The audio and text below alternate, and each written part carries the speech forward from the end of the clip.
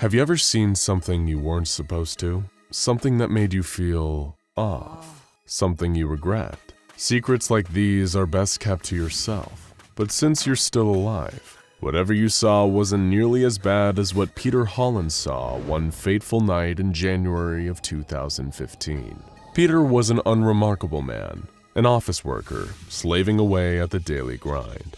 And like a lot of people, Peter enjoyed nothing more than coming home after a long, hard day, kicking back and watching some TV. It was this innocent activity that led to Peter's horrifying brush with SCP-5049, altering the course of his otherwise average life forever. The event started at around 10:05 p.m. Peter was channel surfing, glued to the couch in his sparsely furnished apartment. Commercials, commercials, commercials. As far as Peter's tired eyes could see. He paused for a moment to watch the end of an ad for a car he could never hope to afford on his salary. But something stopped him from changing the channel again.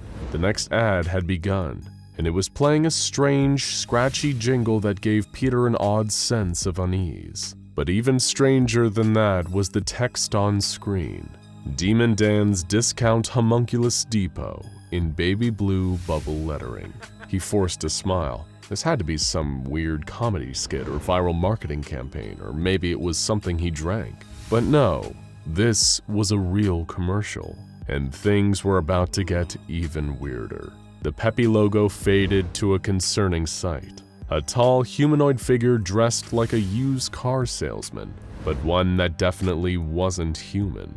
His skin was dark green and covered in patches of thick fur. He had long fingers with intimidating claws and a grin full of needle-like fangs. It looked almost demonic, and after a few seconds, the demon began to speak. Hey there, folks, it's your man Demon Dan coming at you with the latest and greatest deals from Demon Dan's Discount Homunculus Depot. We've just accepted a shipment of brand new models that would make even the most discerning customers weep with excitement. Let's see what we've got. The creature, apparently named Demon Dan, stepped away from his desk, revealing two long, furry goat legs that ended in large, pointed hooves. Peter now assumed he really was going crazy, but at this point he was along for the ride. Demon Dan continued his pitch. Looking to make your way through the capitalist hellscape that makes home look cozy? Come try one of our newest businessman models. Dan gestured behind him to where Peter was horrified to see a total of 52 adult male human bodies hanging from a wall. There was something uncanny about them. They seemed almost hollow, like a highly realistic costume or a prop from a horror movie. Peter didn't have much time to think about it though, as Demon Dan went on. If you're looking for an extra challenge of inequality, the businesswoman model may be a right fit for you. The commercial then revealed a wall of human female bodies strung up in a similar fashion. Now, you may be thinking, but Dan, business sounds hard, I just want to have some fun. And the fine team here at Demon Dan's Discount Homunculus Depot have got you covered. The camera zoomed out to show an area of the store filled with children's decorations, and more of these strange, hollowed-out human suits in child sizes to match. And who has more fun than kids? No one, that's who. For a limited time, the purchase of any child-size unit comes with a complimentary 50% off coupon for parental units. You just can't say no to a deal like that. Before Peter could process the madness that was unfolding before him, the camera cut again. The store's logo appeared on the screen once more, along with several cuts to locations around the store itself. There were more human bodies, hundreds of them. Demon Dan's sleazy voice rang out over all of it. Here at Demon Dan's Discount Homunculus Depot, we know it's not all fun and games. The bravest among us have a mission to accomplish. The Seven Lords are ever planning their invasion after all, so you're looking for function over form. Well, we've got that in spades down here in the Tactical Services Department. You'll be kicking ass in no time when you're wearing the latest models at the best prices. Seven Lords? Invasion? What did any of this mean? Suddenly, the camera was showing him a new room. Red curtains parted, revealing more of these person suits, several bearing a striking resemblance to real human celebrities. He managed to make out Gucci Mane, Avril Lavigne, Paul McCartney, and Britney Spears before Demon Dan's appearance once again drew his attention. I've got a special treat for you. We're happy to announce the VIP lookalike department. We all know how difficult the creation of Homunculus is. It's a fine art that takes years of practice. So when a replacement order on VIPs comes in, every detail needs to be perfect. Unfortunately, that's not always the case. But for the right price, you too can look like famous icons from around the globe. The image of celebrity bodies faded from view, and Peter was left looking at the grinning Demon Dan standing behind the front desk of his impossible store once more. He said, "There you have it, folks. Come on down to Demon Dan's Discount Homunculus Depot. If you're viewing the advertisement, then you've been selected for entry. Please enter the nearest door for instant deals and upgrade those old duds for one of our newest models. What are you waiting for? Come on down." The logo popped up again, hovering above some bold text that said, "Please enter the nearest door." Peter had had enough. He switched off the TV. What a horror show, he thought. They should just warn you before they put short horror films on TV like that. He had no idea they could just slip them in among regular commercials. Surely Demon Dan and his store couldn't be real, right? But as his eyes drifted to the door in his room, he didn't feel quite so certain. Well, there was only one way to find out. Peter got up, went over to the door, took a deep breath, and walked through it. Peter Holland was never seen again. Not as himself, anyway.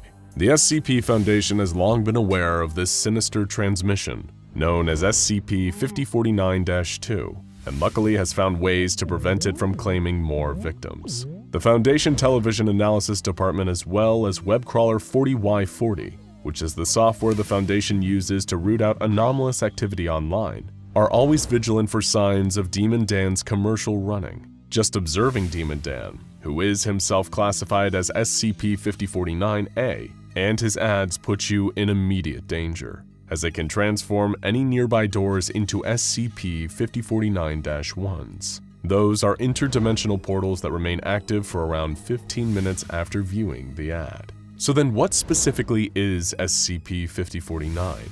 It's the entire pocket dimension known as Demon Dan's Discount Homunculus Depot, a Kettier-class spatial anomaly constantly on the lookout for new human victims, which it transforms into fleshy suits for its demonic clients, which let them blend in around humans. Prior to its discovery by the Foundation, it's likely that Demon Dan and his associates claimed hundreds, if not thousands, of lives. But sadly, even discovering this anomaly came at a gruesome cost to the Foundation.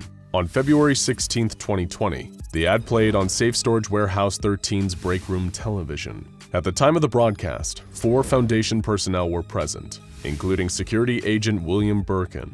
Worrying that this was a potential security threat, Agent Birkin investigated the door to a nearby closet.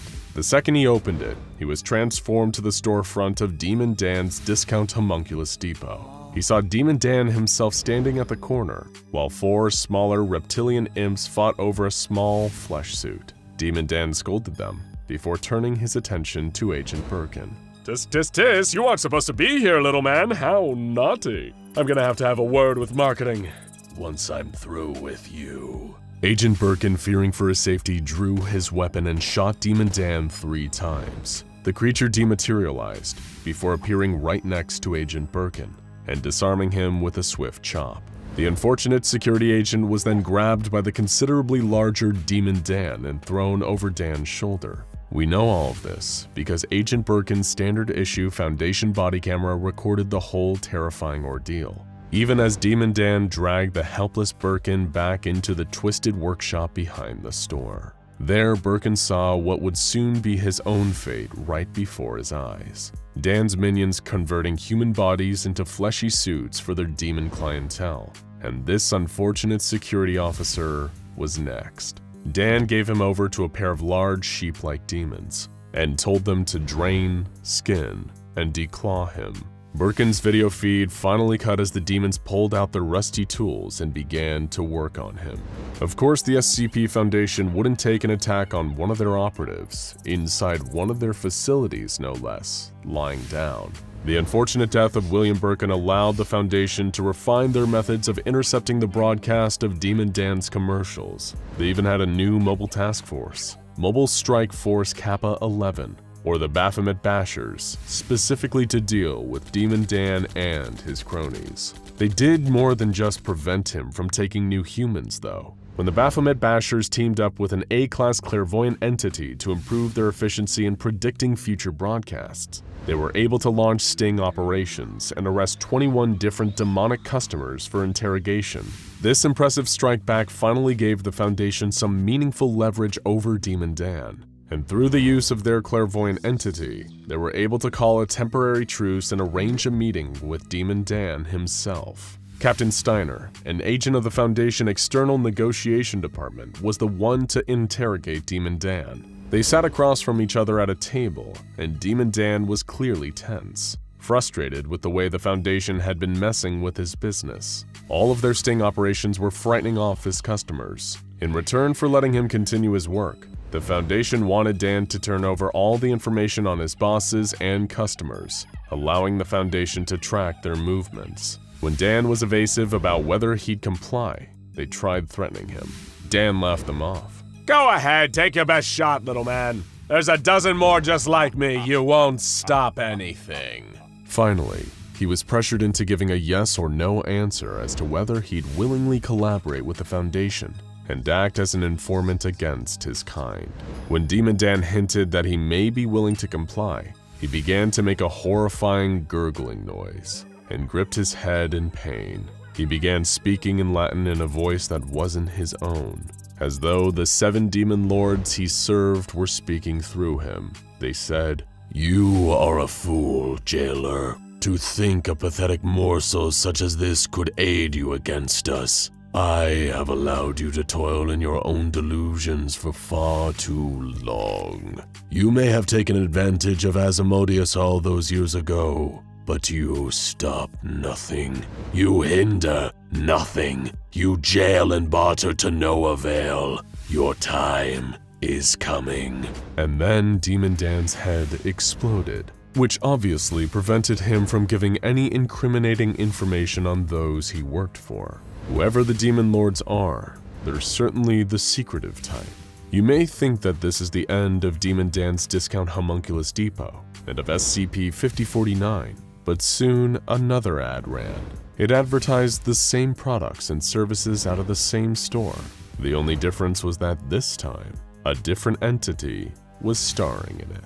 Disturbing things had been happening on the 5th floor of the Rose Heights apartment building in Albany, New York. Residents had reported strange noises over the last few days, screaming in the night, pained muttering, soft weeping, scratching and scuttling in the walls, and worst of all, what seemed like an infestation of bugs unlike anything the unfortunate occupants of Rose Heights had ever seen before.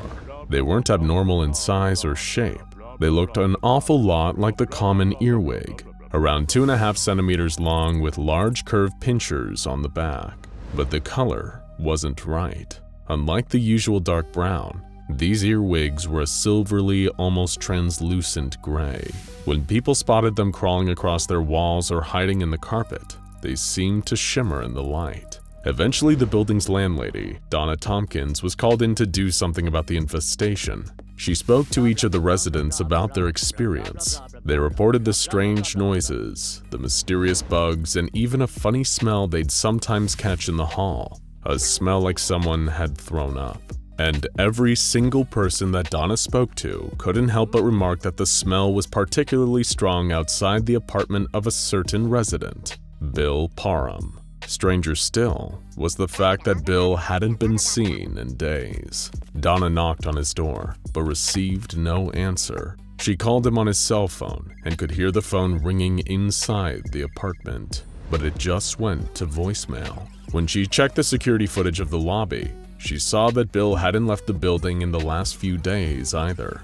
Donna called the police, worried that Bill might be sick or even dead inside his apartment. It was strange, given that he was only in his 30s and didn't seem to have any health conditions. But stranger things had happened. Much stranger things were about to happen too.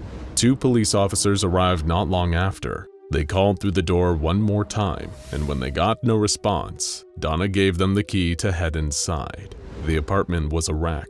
All the furniture was covered in dust.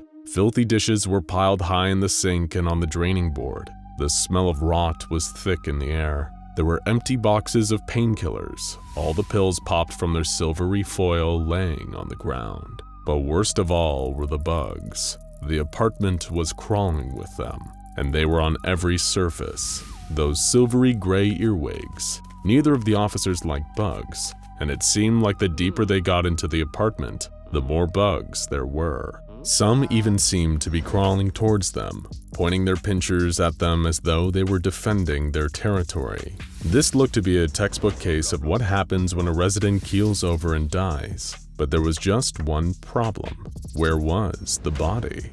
Bill Parham had seemingly dropped off the face of the earth, and now a colony of mysterious bugs had started squatting in his apartment in his absence. Then came that smell again, that truly awful smell, like bile and blood. It was even stronger now, and it seemed like it was coming from a nearby closet. The two officers, acting on pure instinct, drew their weapons and approached the closet with caution. Even if they weren't consciously aware of it, they knew they were going to find something awful inside. Something evil. Something dangerous. When they threw open the closet door, they couldn't help but scream. They'd found the nest. It was a huge round hive, like the biggest beehive you've ever seen, melded into the lower corner of the closet. The unnatural earwigs were crawling into, out of, and around it. Thousands of them. Tens of thousands of them. And the second they registered the presence of the two officers, intruders into their nest, they began to swarm. In sheer panic, both raised their guns and opened fire into the closet, but it didn't do them any good. Their bullets just pierced and splintered the hive, causing even more enraged insects to spill out and begin crawling over the two cops. They fled from the apartment, screaming in pain from the gnashing pincers of the insects crawling all over their skin.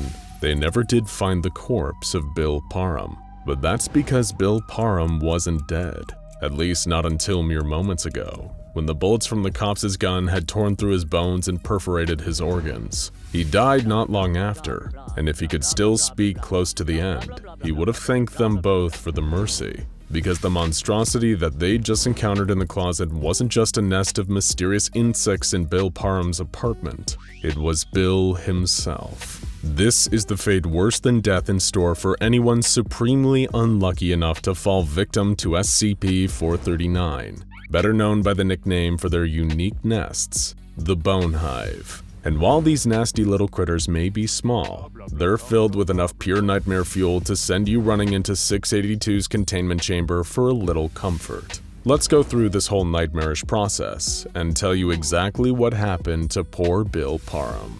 First discovered by the SCP Foundation in mainland China, SCP-439 specimens largely get by on the fact that they're not much to look at. Unless you're an entomologist, when you see a strange insect, you probably just accept the fact that it's a perfectly normal breed you've just never encountered before. Nobody is hammering down the doors of their local news station to alert the press about the gray earwig they saw crawling out of a crack in their bathroom wall. But if Bill Parham had done just that, it would have saved his life. The Foundation would have immediately flagged the incident as an SCP-439 infestation and dispatched a mobile task force to deal with it. Instead, when Bill saw the earwig for the first time, he was getting ready for work and didn't have the time to stop and deal with it. He made a mental note to buy some bug killer on the way home, but quickly forgot. The insect didn't forget him, though. In fact, it thought he would be a perfect candidate for the SCP-439 process. The Foundation has tested extensively with the one SCP-439 sample they'd been able to successfully catch and contain.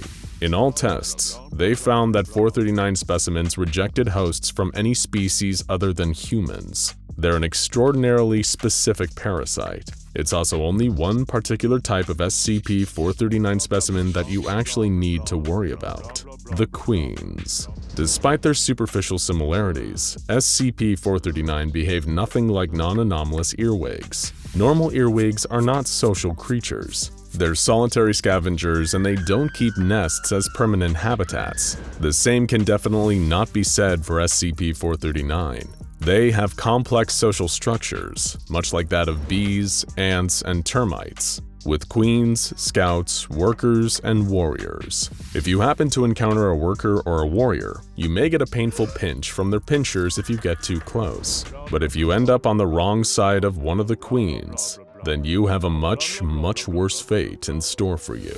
And it just so happened that the SCP-439 specimen that appeared in Bill Parham's bathroom that morning was visiting royalty. This 439 queen had selected her target, and now it was time to move to the next part of the process: initial infiltration. When Bill returned home from work, he was delighted to find that the gray earwig was nowhere to be seen, but that didn't mean it was gone. It was still there lurking. It just didn't want to be seen. After all, the real fun would happen after Bill went to bed. Once SCP-439 detects that its potential host has fallen into a deep sleep, it will crawl onto the person's body and into their mouth, which is exactly what it did to Bill. It feels like little more than a tickle in your throat, and you will have no idea that the tiny creature crawling down your windpipe and into the soft, warm tissue of your lungs spells your doom. Very few people wake up during this process, but even if they did, there's virtually nothing they could do. When Bill woke up, he was suffering from mild chest pains and shortness of breath, a symptom not uncommon in a number of respiratory ailments. He had no idea that the SCP-439 queen was already inside him. He got up and went about his day, trying to ignore the pain as it gradually grew worse and worse, feeling almost like something was moving inside his chest. He spent the whole day having to stop to let out a deep, hacking cough, but coughing didn't expel or change anything. He looked and felt so terrible that his boss let him go home early, hoping that Bill would be able to sleep off whatever illness he thought he had picked up. But over the next couple of days, his condition only worsened. The pain grew so excruciating he could barely move, and he was popping painkillers like Tic Tacs to no effect. He started running a dangerously high fever, his body trying in vain to fight back against its lethal intruder. He felt worse than he ever had in his life, but little did poor Bill know, the most terrible parts of the process were yet to come. Through anomalous means, an SCP-439 infection is able to induce fibrodysplasia ossificans progressiva, or FOP, in its victims, which is typically a genetic disease that presents itself before the victim turns 10 years old. The condition is infamous for its primary symptom, turning muscle and other soft tissue into bone, slowly but surely paralyzing the victim and putting them into a state of unspeakable pain. This bone transformation process is known as ossification, and Bill was about to experience it firsthand. His pain increased as his mobility decreased, with more of his flesh becoming solid lumps of bone underneath the skin. Soon enough, all he knew was pain. It became so agonizing that he was delirious with it. He was drunk on pain. Even perceiving sunlight felt like being stabbed in the eyes. That's why, like all the other victims of SCP-439, he decided to conceal himself in a warm, dark place where no light could get to him. In Bill's case, of course, that place was his closet. He was hurting so bad that all he could do was curl up into the fetal position and weep as his muscles turned to bone and his body began to compact and shrink. He didn't even look like a human anymore. He was more like a ball, covered in a bone shell and filled with warm organs. That's when the queen started laying eggs among his organs. It wasn't long before there was a new brood of around 30,000 specimens living inside Bill's body. He was still very much alive, but there wasn't anything he could do about his situation. His muscles had long since turned to bone, and they had eaten large portions of his brain, leaving mainly the parts needed to keep his organs just barely functioning. After all, the colony still needs central heating. SCP-439 colonies have developed a perfect parasitic relationship with the human body. They even use the stomach inside the hive to pre-digest food into a liquid slurry that's easier for them to consume.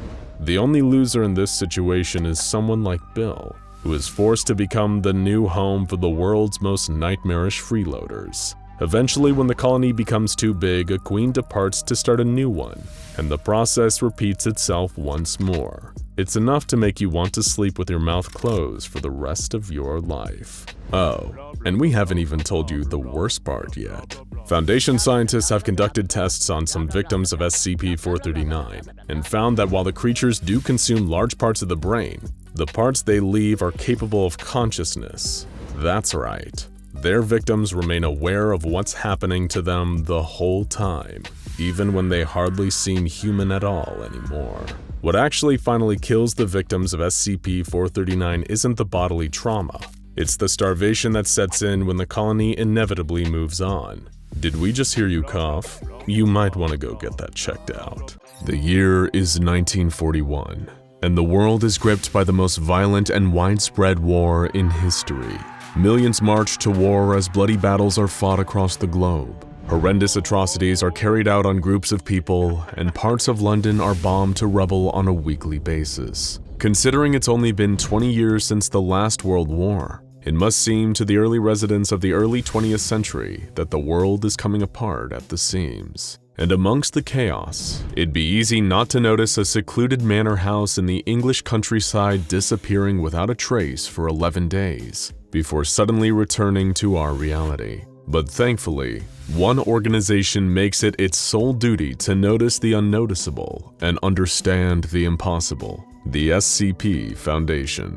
And within that anomalous manor house, Foundation agents and researchers were about to find horrors beyond even their darkest imaginations. This is the grim tale of SCP-1461, better known as the House of the Worm. When the manor house reappeared after its 11-day absence, the Foundation zeroed in, sending agents inside to investigate. It was a 2-level dwelling complete with 12 bedrooms, 4 baths, 3 studies, a main foyer/ballroom, a library, a kitchen, and a pantry basement. The Foundation observed that a number of these rooms had been fitted with rows of bunk beds, similar to a boarding house or barracks. Only later would they understand why. They found that the upper portion of the home exhibited no abnormal qualities whatsoever. But as the agents investigated further, they found an entrance to the truly anomalous portion of the manor, the extensive sub-level system. No previous records of the building kept by the local council indicated that there would be anything below the manor's basement, so either the mysterious previous occupants, who were nowhere to be found, had built this sub-level, or it just appeared here on its own. Regardless of which was the case, agents and researchers knew that whatever had happened down here had everything to do with the manor's mysterious disappearance. They descended into the depths of what seemed like a man-made cave system, constructed primarily from a mix of concrete, iron, and brass. It was a behemoth of 20th century technology, intricate snaking systems of pipes, gears, and pumping pistons. It was like someone had built an entire factory down here. But for what? The agents began to spread out through the labyrinthian bowels of the manor, hoping to find some answers. But all they seemed to discover was more questions. This place hadn't been built with any form of comprehensible logic. It was full of dead ends, stairways that ascended and descended to nowhere, doors that would open to reveal just walls behind them or not open at all. It was like a maze built by a maniac. It didn't help that it looked like the place was recently hit by an earthquake, with some passages caved in and mangled machinery strewn about. It seemed that no human workers had interfered with the impossibly complex and bizarre machinery in quite some time. A number of the materials used to construct said machinery, as well as the gray sandstone filling in the collapsed passageways, remain unidentified to this day. Already, the sublevel was proving to be a complex puzzle box with only an estimated 75% of its layout ultimately being mapped by Foundation researchers. However, they would soon realize that this place wasn't just confusing, it was deadly.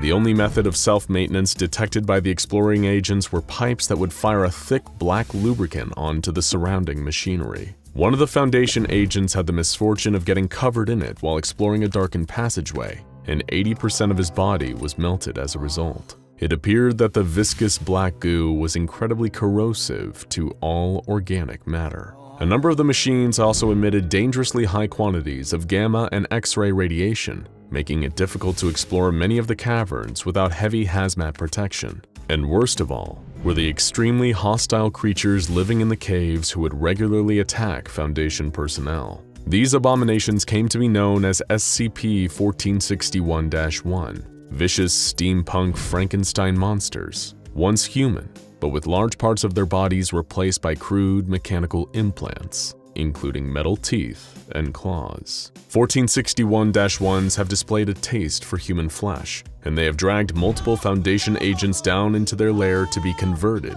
into monsters like them. It's believed that SCP-1461 is capable of controlling these beasts through the strategic use of sound from its brass-speaking pipes, leading them into areas where Foundation personnel are present to instigate conflict. Many of these pitiful creatures have had their throats replaced by phonographs, endlessly repeating the same nonsense phrases over and over again. I am what you have made me. I am choice, and I am tyranny. Forgive me. I am then, and I am now. What gods they will be then. I am evil, and I am flesh. I am the trap. I am beauty, and I am chaos. Children are selfish. I am the worm. I have broken God. Still, in spite of the mazes, monsters, and deadly chemicals, the agents persisted and managed to discover several important locations. The gel production chamber on sublevel 3 creates glass jars from the unidentified sandstone and fills them with a slime that looks to contain living eyes and teeth.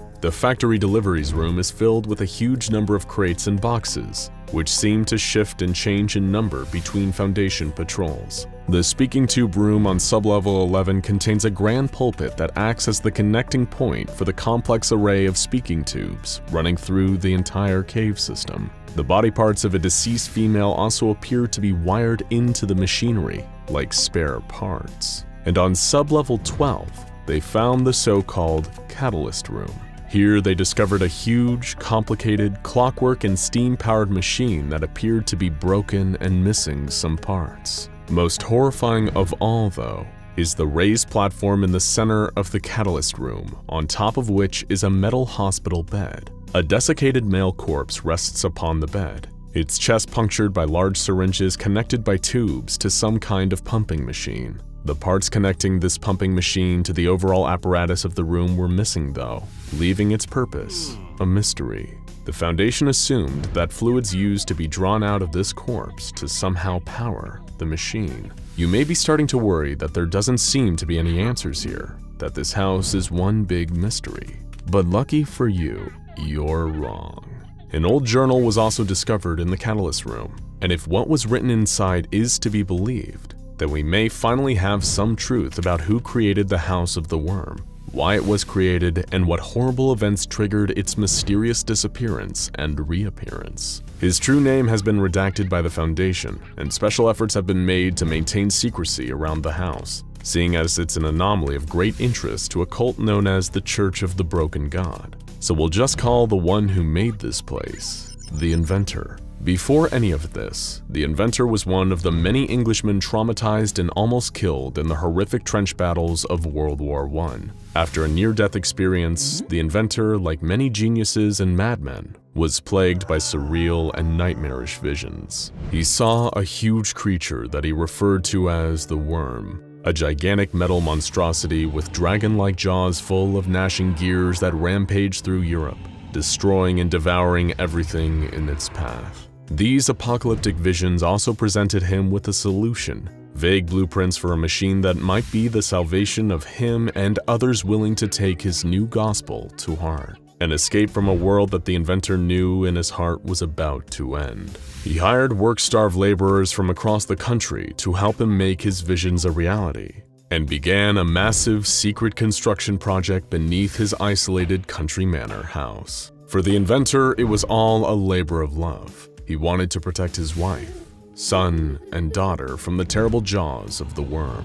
But as the project stretched on, his wife began to suspect that he'd lost his mind. Many of his workers, however, felt just the opposite. They became infatuated by the Inventor's sermons on the nature of the Worm and the coming apocalypse they hoped to escape. Soon enough, they had become a bona fide cult, constructing the elaborate sublevels underneath the house in preparation for the fast-approaching day of reckoning. Then came World War II. The Inventor saw Hitler, hungry for war, as one of the avatars of the Worm. Finally, knowing that the time was right, he activated the machine and successfully trapped the Worm in the bowels of his mechanized home. However, as the Blitz raged and London's bombing began, the inventor felt as though he hadn't stopped anything. He realized once and for all that he was never meant to stop the apocalypse, only escape it. And by throwing the final switch and setting the machine he and his followers had built into overdrive, he did just that. This was the moment that the House of the Worm disappeared, transporting the inventor, his family, and his devoted staff to a different world. An empty gray world, devoid of war but also lacking all the comforts of regular life, including food. Things went downhill from there, as their supplies quickly began to run out, and the cult descended into cannibalism in order to survive. Things weren't going much better in the inventor's personal life. His wife, fearing what would happen to the family, took her own life and the life of his daughter. Though by this point, the inventor's mind was so fractured that it's possible he may have killed them himself. Either way, it was only the inventor and his son left, and more trouble was brewing. Eudora, one of the staff trapped in the building with the inventor and his cult, started a mutiny. She claimed the worm spoke to her from below, and that their only path to salvation was pleasing the worm. How would they please it?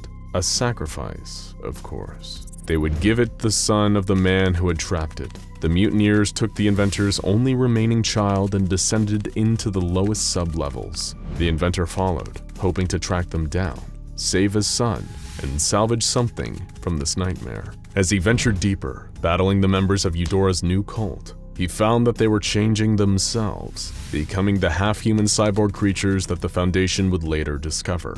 The inventor would find Eudora herself in the speaking tube room.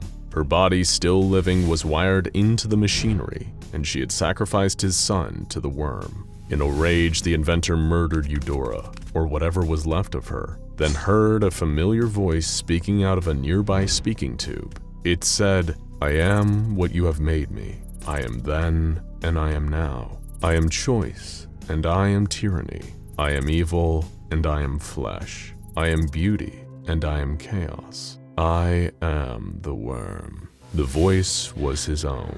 In that terrible moment, the inventor realized that the worm wasn't a giant all-devouring monster. It was him. In trying to protect his loved one from a perceived apocalypse, he'd brought them all to their horrible demise. He'd trapped them with the monster he'd hoped for them all to escape from, because no matter what you build, you can't escape from who you are. Grief-stricken and broken, the inventor descended into the catalyst room. There was his son, stuck with the syringes, drained of all life to fuel the mighty machine his father had created. In his last moments, the inventor decided to do the only noble thing. He threw himself into the machine, destroying both it and himself in the process. The house was transported back to our own reality, but the worm, in a sense, was no more. But who knows if the worm is really dead?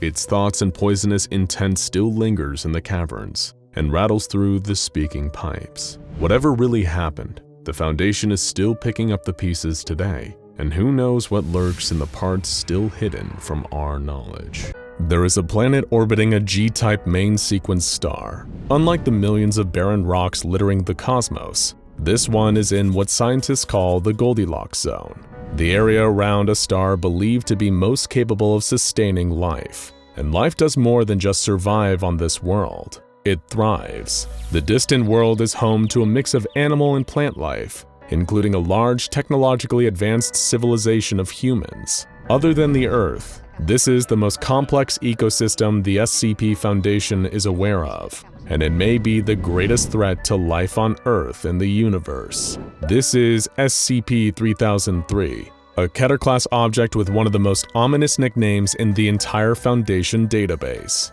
the End of History.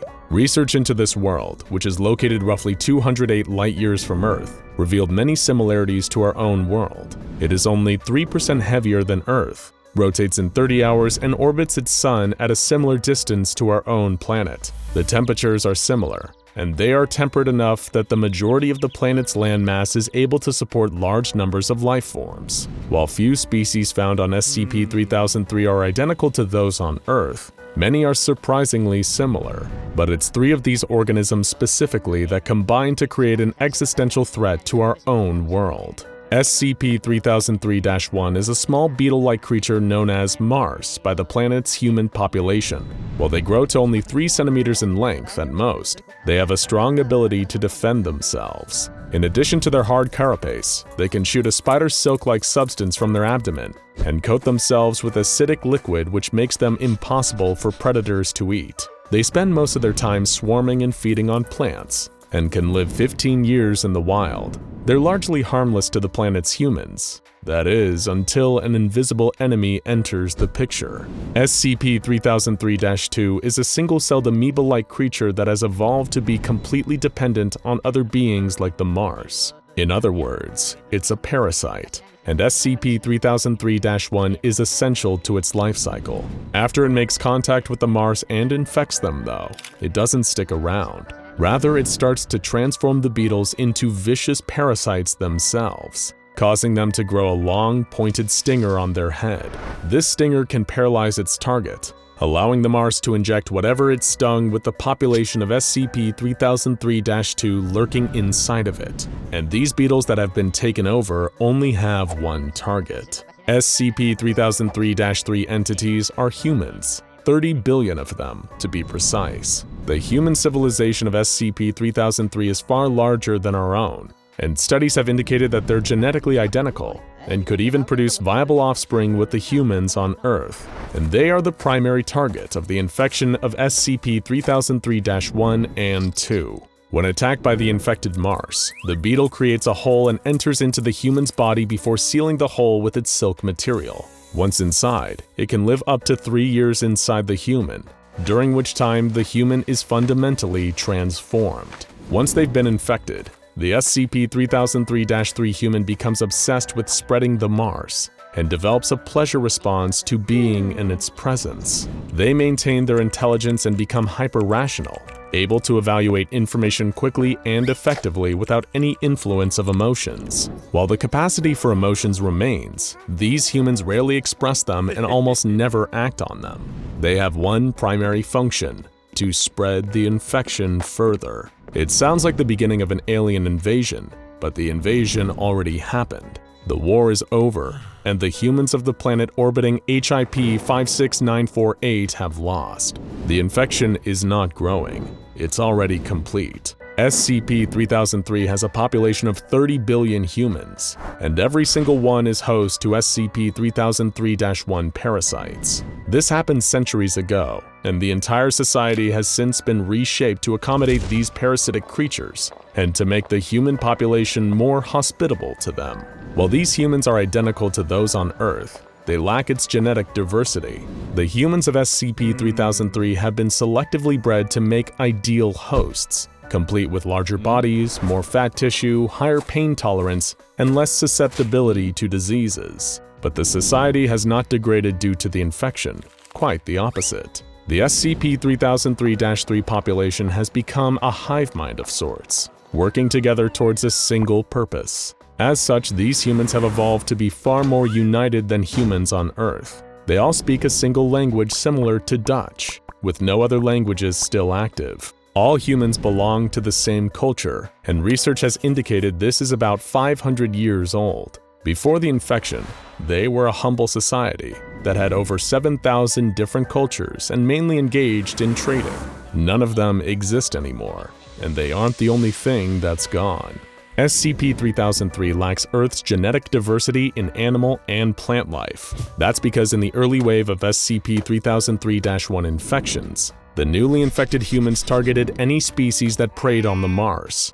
These mass extinctions created famines and other ecological catastrophes, and led to a massive change in the way the humans of SCP-3003 live. The vast majority now live in carefully planned cities, built in the safe and temperate regions of the planet. These cities are mostly enclosed and are used for industry and food growth. They are also extremely tightly built, so much so that SCP personnel reported feeling claustrophobic. Many surfaces of the cities are coated with a material that closely resembles the feel of SCP-3003-1, the Mars beetle. The infected are so fixated on the pleasure that being around these beetles gives them that they use this as a form of entertainment. The remaining members of this society live in rural areas, in small, carefully planned communities dedicated to farming, mining, or manufacturing.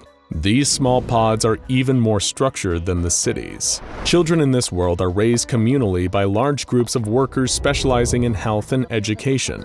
They are infected quickly, at only a little over a year old, which is as soon as their supervisors are convinced they're physically capable. Once they are infected and their mindsets converted to the interests of the Mars, the children are quickly tested to determine their ideal occupation before being steered into what they will do for the rest of their life, where, like everything else on SCP-3003, their day-to-day life will be highly structured. Adults typically spend 10 hours a day at work, with the rest being spent engaging in basic activities like eating, sleeping, attending educational classes, and engaging in entertainment. But the entertainment all revolves around the Society's obsession with SCP-3003-1. They listen to recordings of the beetle swarms, visit the enclosures where the beetles are bred, or obsessively touch the distinctive lumps that the parasite cause on their hosts. Everyone fits in on SCP-3003. There is no other option. Any sign of divergence from one's job function is cause for the authorities to step in.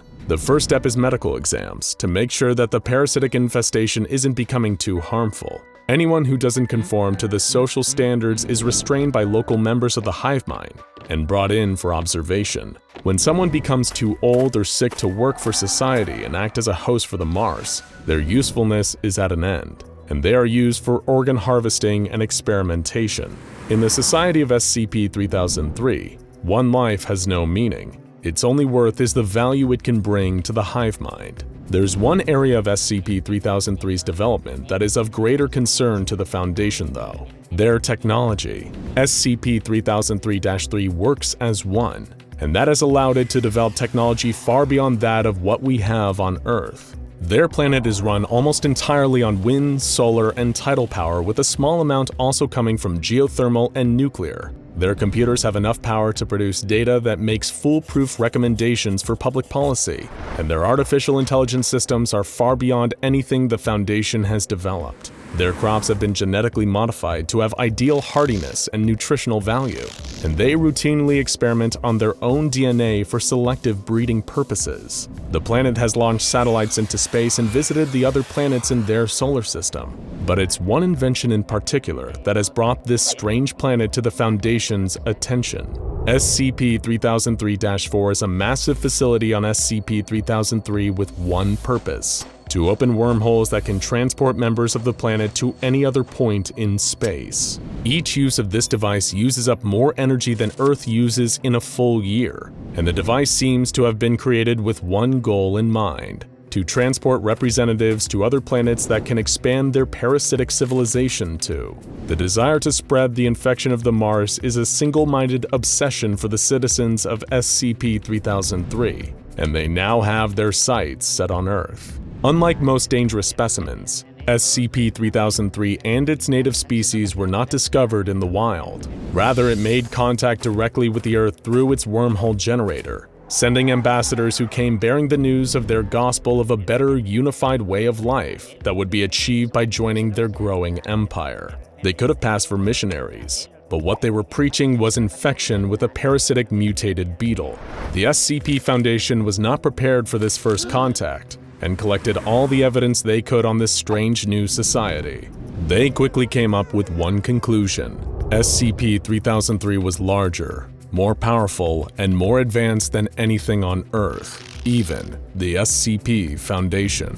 With no other option available for containing the threat, the Foundation took the only approach they could, making peaceful contact with the ambassadors and making them think Earth was interested in what they were offering. As long as the representatives of SCP-3003 think they are involved in peaceful negotiations for how to introduce the Mars to Earth, they are ready to cooperate and agree to some of the Foundation's terms. This has given the Foundation the opportunity to study the society and identify some potentially exploitable weak points, and they found one in particular that may give humans a chance for survival.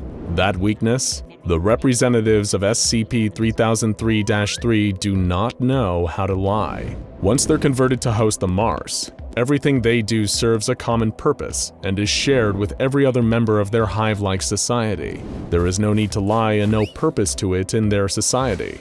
And as such, they can be deceived far more easily than most humans. That gives the SCP Foundation the chance to stall them and fool them into thinking Earth is planning for integration at its own pace. But even the residents of this strange civilization's patience may have its limits. The representatives seemed cooperative at first, agreeing to many concessions the Foundation requested, including carefully regulating where they entered Earth, and making the Foundation their first point of contact for their Earth Contact and Research Committee. This allows the Foundation to ensure no invasive species makes their entry onto Earth unknown. Because the civilization is unable to lie, the Foundation has convinced them that Earth is contaminated and unable to host the Mars, with the species becoming sterile when introduced. The representatives seem to believe this and believe they are working on a solution with Earth. But some members of SCP-3003-3 may be becoming more aggressive. It was after a meeting with a representative of SCP-3003 that Foundation researcher Dr. Shaw entered an elevator with the alien.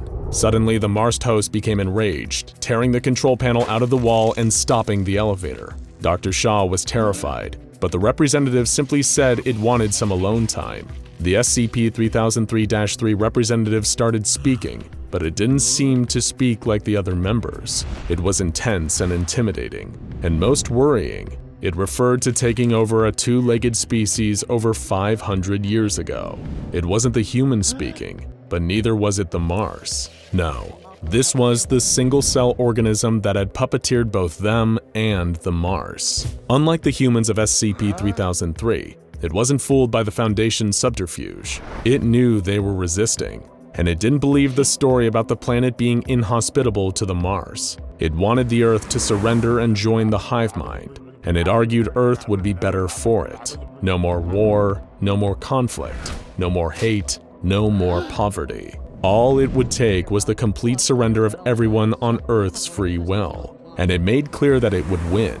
It would be the last thing, the only thing left in the universe, and everyone would join it one way or another. It was clear that the threat of SCP-3003 was more pressing than thought, which posed a question: how do you contain an entire planet? The decision to classify SCP-3003 as Keter wasn't hard, but none of the Foundation's other tactics they'd used in the past would apply here. Investigation into the capabilities of the planet made clear that if a war was to break out between the two planets, it would end swiftly and decisively in favor of SCP-3003. If the SCP-3003-2 living inside the bloodstream of the planet's humans were aware of the Foundation's deceptions, they did not seem to be letting the humans of their planet in on this, so the deception would hold for now.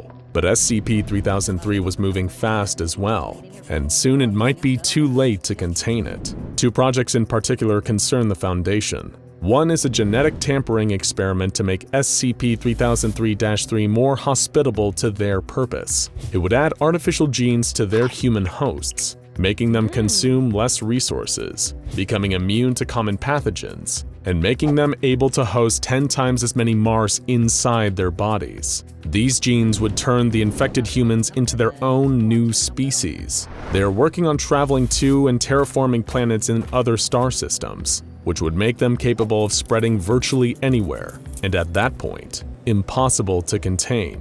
But the Foundation has some last-ditch plans in motion to stop this. In addition to continuing their disinformation campaign and the ongoing research into samples of the Mars and the single-cell being that mutates them, the Foundation is preparing for the worst-case scenario too.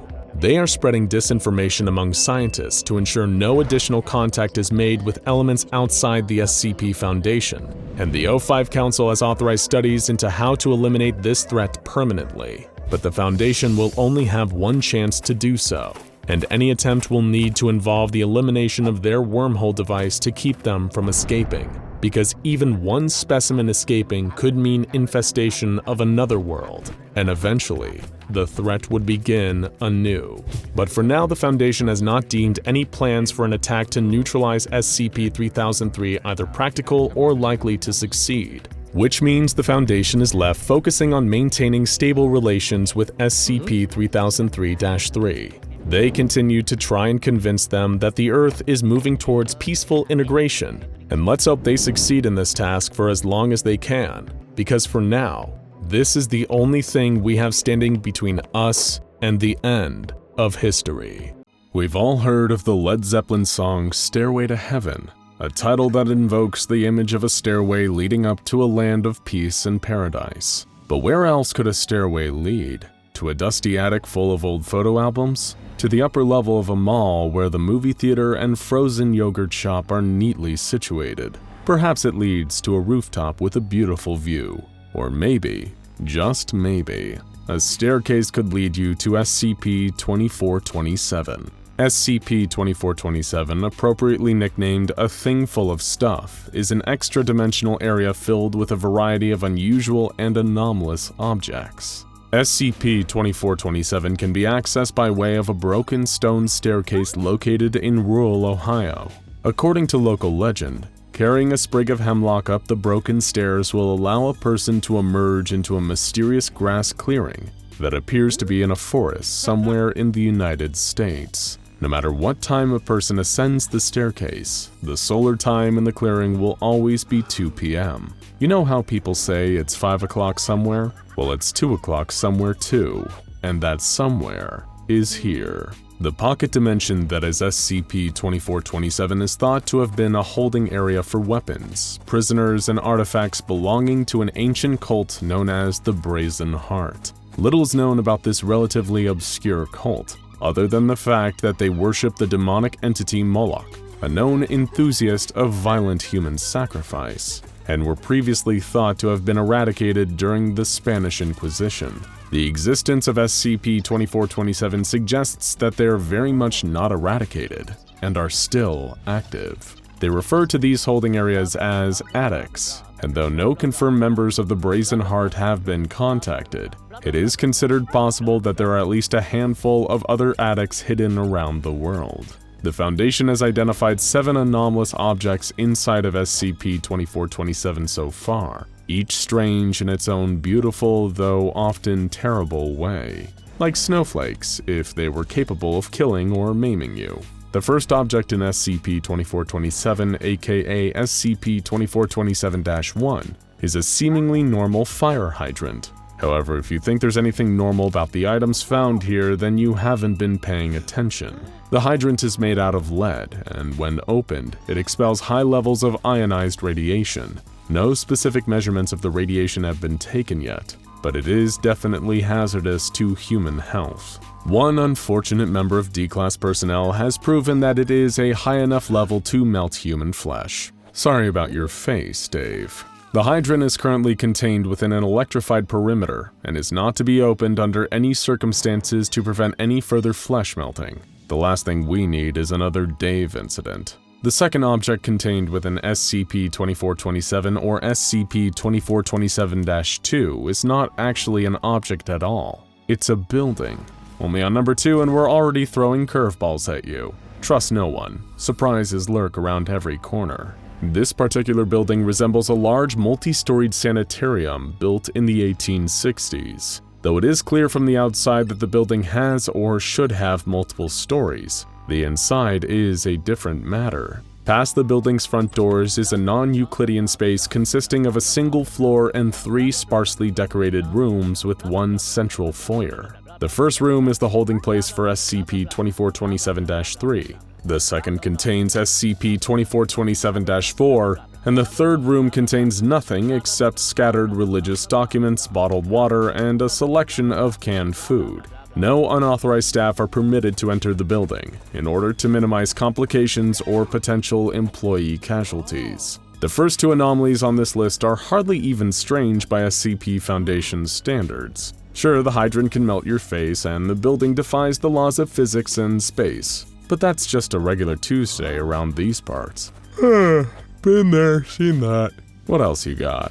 Well, SCP-2427-3 is where things really get strange. If you're wandering through the bowels of SCP-2427-2 and you make a wrong turn into the first room, you will find yourself face to face with a startling sight. This entity is a combination of electronic circuitry, a cow's digestive tract, the hairless head of a human man, a hat rack, several lengths of garden hose, and an unidentified crystalline structure. This creature is extraordinarily fast and strong, exhibiting carnivorous tendencies and a very strong point of view on the world around it. Lucky for us, it is capable of speech and is able to tell us just what it thinks. Though this monstrosity doesn't have much of a right to pass judgment on anyone, cow intestine, body and all, it has expressed a violent hatred of all life that it considers impure. Anyone who encounters SCP-2427-3 experiences an overwhelming desire to submit themselves for judgment, allowing the creature to determine their purity. There is a rumor that if one is judged to be pure, they will have a wish granted. If they are deemed impure, however, they will be devoured alive. If you're tempted to introduce yourself to the creature, your odds are not especially great. The creature has not encountered a single pure being yet. In order to protect the Foundation staff working in its vicinity, the entrance to SCP-2427-3's room has been sealed off with a reinforced steel door, and the windows have been paved over with concrete. Armed guards are watching the entrance at all times. The creature must be fed 1 live goat per day in order to keep its appetite satiated. The Foundation's goat budget is through the roof these days, but it's worth it to keep the thing contained. Better to spend money on goats now and not spend money on cannibalized personnel later. SCP-2427-4 consists not of an object located within a room, but the room itself. The room, which contains no furniture and a linoleum floor, has a peculiar effect on the human psyche. Once a person steps foot into the room, they lose consciousness for 5 minutes. During this time, they will speak freely, listing off a variety of negative qualities about themselves. Once they wake up, they have no memory of entering this state or anything that they said during it. It's cheaper than therapy, right? But it's also much weirder and less effective, so you get what you pay for in the end. A member of D-Class personnel who was observed inside of the room waxed poetic about his personal failings, beginning his monologue with, "My soul is a den of spiders," and ending it with, "Oh, here whence I awaken, hesitate not to feed my flesh and my soul to the judge beast." Somebody give this guy a hug, because the room seems to have no adverse effects on human test subjects except for causing everyone who hears their monologue a bit of discomfort. There are no containment procedures in effect for it at this time. We've had rooms, fire hydrants, and horrible meat-robot hybrids, and now you can't even trust the clouds in the sky. SCP-2427-5 is a seemingly innocent cloud, hovering stationary over the building. When looked at by a human for more than 3 seconds, the cloud will eject a ball of solid lead towards the person at a supersonic speed. That's right, folks. This cloud can and will shoot you. It hates being observed, but it also hates when you try to leave the perimeter. It will attack any person attempting to leave by firing the same lead ball at them. So far, 14 personnel have been killed by this highly aggressive cloud. And some people still think thunderstorms and hail are the worst things clouds have to offer. So naive. As it is a literal cloud, there is no way to contain it, so no people in the vicinity of the cloud are permitted to look at it for more than 3 seconds at a time. SCP-2427-6 is a series of 18 small trees, spread throughout the instance of SCP-2427. Above ground, the trees look normal, though their species has proven surprisingly difficult to determine. From an external perspective, they are simply ordinary trees. However, radar analysis revealed that the roots of these trees are deeply strange. Instead of the usual twisting tree roots, the ground below these trees contains a mass in the shape of a human body. Much to the disgust of the observing researchers, these humanoid masses occasionally twitch and move, as if alive. The trees themselves appear to be growing from the crotch area of each humanoid figure. How's that for morning wood? I know, I get it, bad joke. This arrangement between tree and person seems to be some kind of punishment, as each tree is marked with a plaque reading, "The lecherous suffer what they must, and it is beautiful." Until it can be certain that the condition of these human roots is not contagious,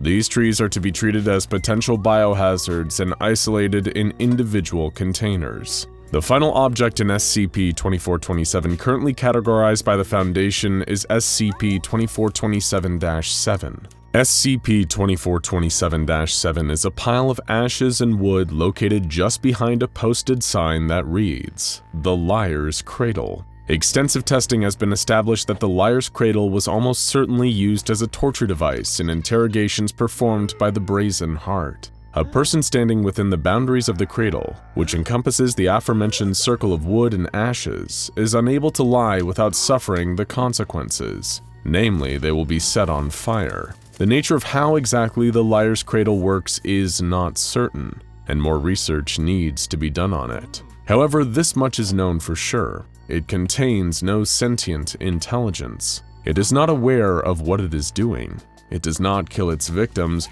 rather it keeps them miraculously alive as it sets them on fire, prolonging their agony and allowing their interrogators to get the truth out of them. A series of experiments reveal that it only immolates a person who is knowingly lying. D-Class personnel give demonstrably false information to repeat in the cradle without knowledge of its falsehood were not set on fire. However, when those same D-Class personnel knowingly lied in the boundaries, they immediately were set ablaze. It is almost certain that the Brazen Heart cult used the cradle as a method of interrogating presumed liars in their midst. Further investigation will likely reveal human remains beneath the cradle itself, though this is just a hypothesis currently. But come on, there has to be some bones somewhere beneath something as ominous as the Liar's Cradle. Though they have only identified 7 anomalies inside SCP-2427 at the moment, there are plenty more lurking in there, waiting to be discovered. In the foyer of SCP-2427-2, the Foundation discovered an extremely ominous list of items, clearly belonging to members of the cult of the Brazen Heart. This list included some familiar items, such as pilgrim provisions, also known as the canned beans and soup found in SCP-2427-2, a Level 3 Purity Proctor, a purge engine disguised as a fire hydrant, and the Liar's Cradle. However, it also contained many things that have not yet been discovered, such as 1 slaughtering perseverance, 27 pyre children, 3 ascended cultivars, 7 supreme angelics, 9 dragons, and the Brazen Heart itself. Dr. Gordon McElroy, Site Director of Area 2427, put out a memo to all Level 4 and higher staff assigned to the area after the discovery of this list. Understandably, he was most concerned about the supreme angelics and the dragons, particularly the latter. The cult, as most cults are, is fond of deliberately obscure language, but you don't want to rule out the possibility they've got a fire-breathing lizard or 2 stashed away. In the meantime, as the Foundation is working to better understand the contents of SCP-2427, the area has been sealed off to the public. A 500-meter perimeter has been established around its entrance, and a fake private country club has been set up as a front. It's only a matter of time before the rest of the anomalies on the list are discovered, and this thing full of stuff gets even fuller of even more stuff. Let's just hope none of it ever gets out, because if there are more of these addicts out there, who knows what else the Brazen Heart is hiding? Their little cult may not be as extinct as we thought. The year was 1861. Arthur Duplessis, one of the world's most renowned explorers and adventurers, hacked through the thick vines of the Amazon rainforest with a well-worn machete. He grunted and strained, his clothes heavy and skin slick with sweat. He took a deep swig from his canteen and paused briefly to breathe. This was the 2nd week of his solo expedition into the lung of the world, and the process had been grueling. He'd fought off piranhas, electric eels, and invasive kangaroo fish while wading and kayaking down the Amazon River. He'd contended with tribesmen and poachers, and narrowly dodged his fair share of poisonous beasties that could take down prey 3 times their size. No sane man would brave this horror for its own sake, but Arthur has as good a reason as any. He was searching for his younger brother, Joseph Duplessis, who had disappeared a month earlier during a trek through the Amazon. Joseph had always admired his brother's wild adventures and sought to imitate him. It was for that very reason that Arthur had felt responsible for his brother's current predicament and made it his mission to rescue him.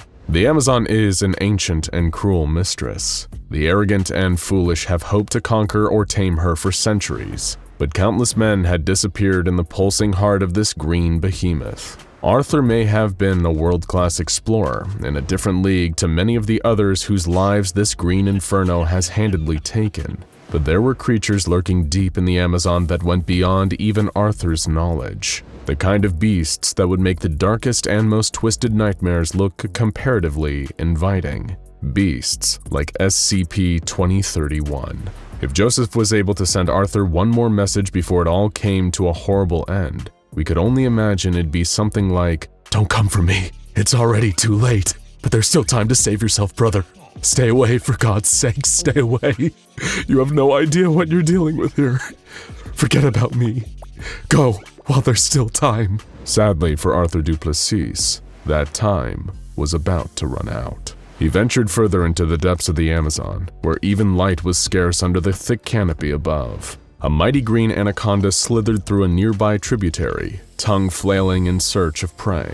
An Amazonian giant centipede, a centipede so large and vicious it preys on snakes and bats, skittered up a nearby tree on 46 needle-like legs. A big, meaty tarantula deftly navigated the branches above, while tree frogs with poison potent enough to put an entire army 6 feet under hopped through the rich undergrowth. Humans held no power here. Arthur fell to his knees and began to weep. His foolish ambitions had gotten his dear brother killed in this awful place, shot to death by poachers, strangled by anacondas, or eaten alive by vicious bull sharks in the Amazon River. There were so many horrible ways that Joseph could had died, and in the absence of ever finding a body, all of them would simultaneously be true. The du Plessis family would never know peace. There would be a void, an emptiness in all of their hearts forever. But just when Arthur was about to give up hope, something miraculous happened. He saw a human figure stumbling around faintly in the distance. Arthur drew his trusty pistol, assuming it could be a poacher or a hostile tribesman, but something was different. The figure had its back to Arthur, but he recognized its shirt, a distinctive shade of light blue, just like the shirt that Arthur had bought for Joseph on his previous birthday. Could it be? Was it really him? Arthur holstered his weapon and jumped to his feet. He couldn't let this figure get away, even if there was only the tiniest chance it could actually be his brother and not some kind of forest mirage. Arthur ran towards the figure with the last of his energy reserves, panting and wheezing. He called his brother's name again and again, but the figure didn't respond. It just stumbled along, as though drunk. But the closer Arthur got, the more certain he was that this was indeed his brother. The height, the hair, the clothes, the build. It was Joseph du Plessis, but why wasn't he responding? Why wouldn't he turn around? As Arthur finally reached the figure, he ground to a halt. The most profound sense of dread fell over him like a sudden monsoon. Something unnatural, something truly terrible was about to happen, but he didn't know what. And moreover, it was too late to stop now. Feeling anxiety prickling up his legs and back, Arthur reached forward to grab his brother by the shoulder, the word Joseph trembling on his lips. When Arthur's hand touched Joseph's shoulder, he felt a fear greater than anything he'd experienced before. Something was moving beneath the skin of Joseph's shoulder, something writhing and alive. 1,000,000 tiny creatures all working together in his brother's flesh. Before he could even draw his hand away, his brother turned. Or rather, the creatures that were wearing his brother's body turned around. Arthur couldn't help but scream at the horrible sight before him. His brother's face looked loose and rotten, aging skin hanging off a rotting skull. His jaw hung loose, no tongue inside, no eyes either. Just millions of ants swarming in and out of Joseph du Plessis's vacant, dead face. The ants were huge and spiny, with long curved mandibles. Ection bruxelli, a particularly hardy species of New World army ant. Arthur stepped back, babbling in terror at what had become of his brother. The Joseph suit stepped forward towards him, and almost instinctively, Arthur pushed him with both hands, feeling the nightmarish activity swarming beneath the loose cover of Joseph's bony chest. The Joseph suits tumbled backward, tripping over a rock and burst. There were no organs left inside his brother now. They'd been eaten long ago. It was just a thin tarpaulin of gray skin over dry bones, and of course, millions upon millions of ants. now making a beeline for Arthur with the frightening military precision any naturalist could expect from Eketon Burcheli. But while army ants could be a formidable and frightening foe in their own right, nobody had seen any ants like this before. Well, nobody who'd lived to tell the tale, at least. Arthur turned to flee, but sadly it was already too late for him. What he thought were mere prickles of anxiety were actually an invasion force of Eketon Burcheli soldiers, which had positioned themselves over key nerves and ligaments on his skin and spine. As Arthur tried to run away, the ants began to bite into him, cutting through skin, rending bone, and munching into the chewy neurons underneath. Arthur felt intense flashes of pain all over his body before collapsing to the ground paralyzed. That's when the true horrors began. If there was one consolation for Arthur in this last terrible hours of his life, he would at least know firsthand exactly how his brother died. He couldn't move, but he could feel everything. The creatures chewed through the flesh of his extremities, cutting holes in his skin and creating openings for swarms of their insect brethren to enter through. Arthur felt like he was on fire as the swarm entered his body, but was unable to do anything about it. Death by these creatures is a slow and torturous experience. Unlike their non-anomalous counterparts, the swarms don't immediately start devouring all available soft tissue. SCP-2031 wants to keep their prey alive while they renovate their new home. Arthur finally died 2 days later, from dehydration. It was at this point that the creatures finally began eating his organs and eventually distributing their colony throughout his body. The ants even produce an enzyme that slows the decaying process for their deceased hosts. That's why Joseph Duplessis didn't look a whole lot worse by the time Arthur found him, even though he'd already suffered a month of post-mortem infestation. Not long after Arthur's death, the Arthur suit got up and walked away. The world would never know how or why Arthur Duplessis and his brother disappeared in the dark heart of the Amazon jungle, but perhaps for the sake of all those who loved them, ignorance is actually kinder than the truth. It would be almost a century before the Foundation finally discovered these creatures on a nearby farm, designated them SCP-2031, and began containment and testing.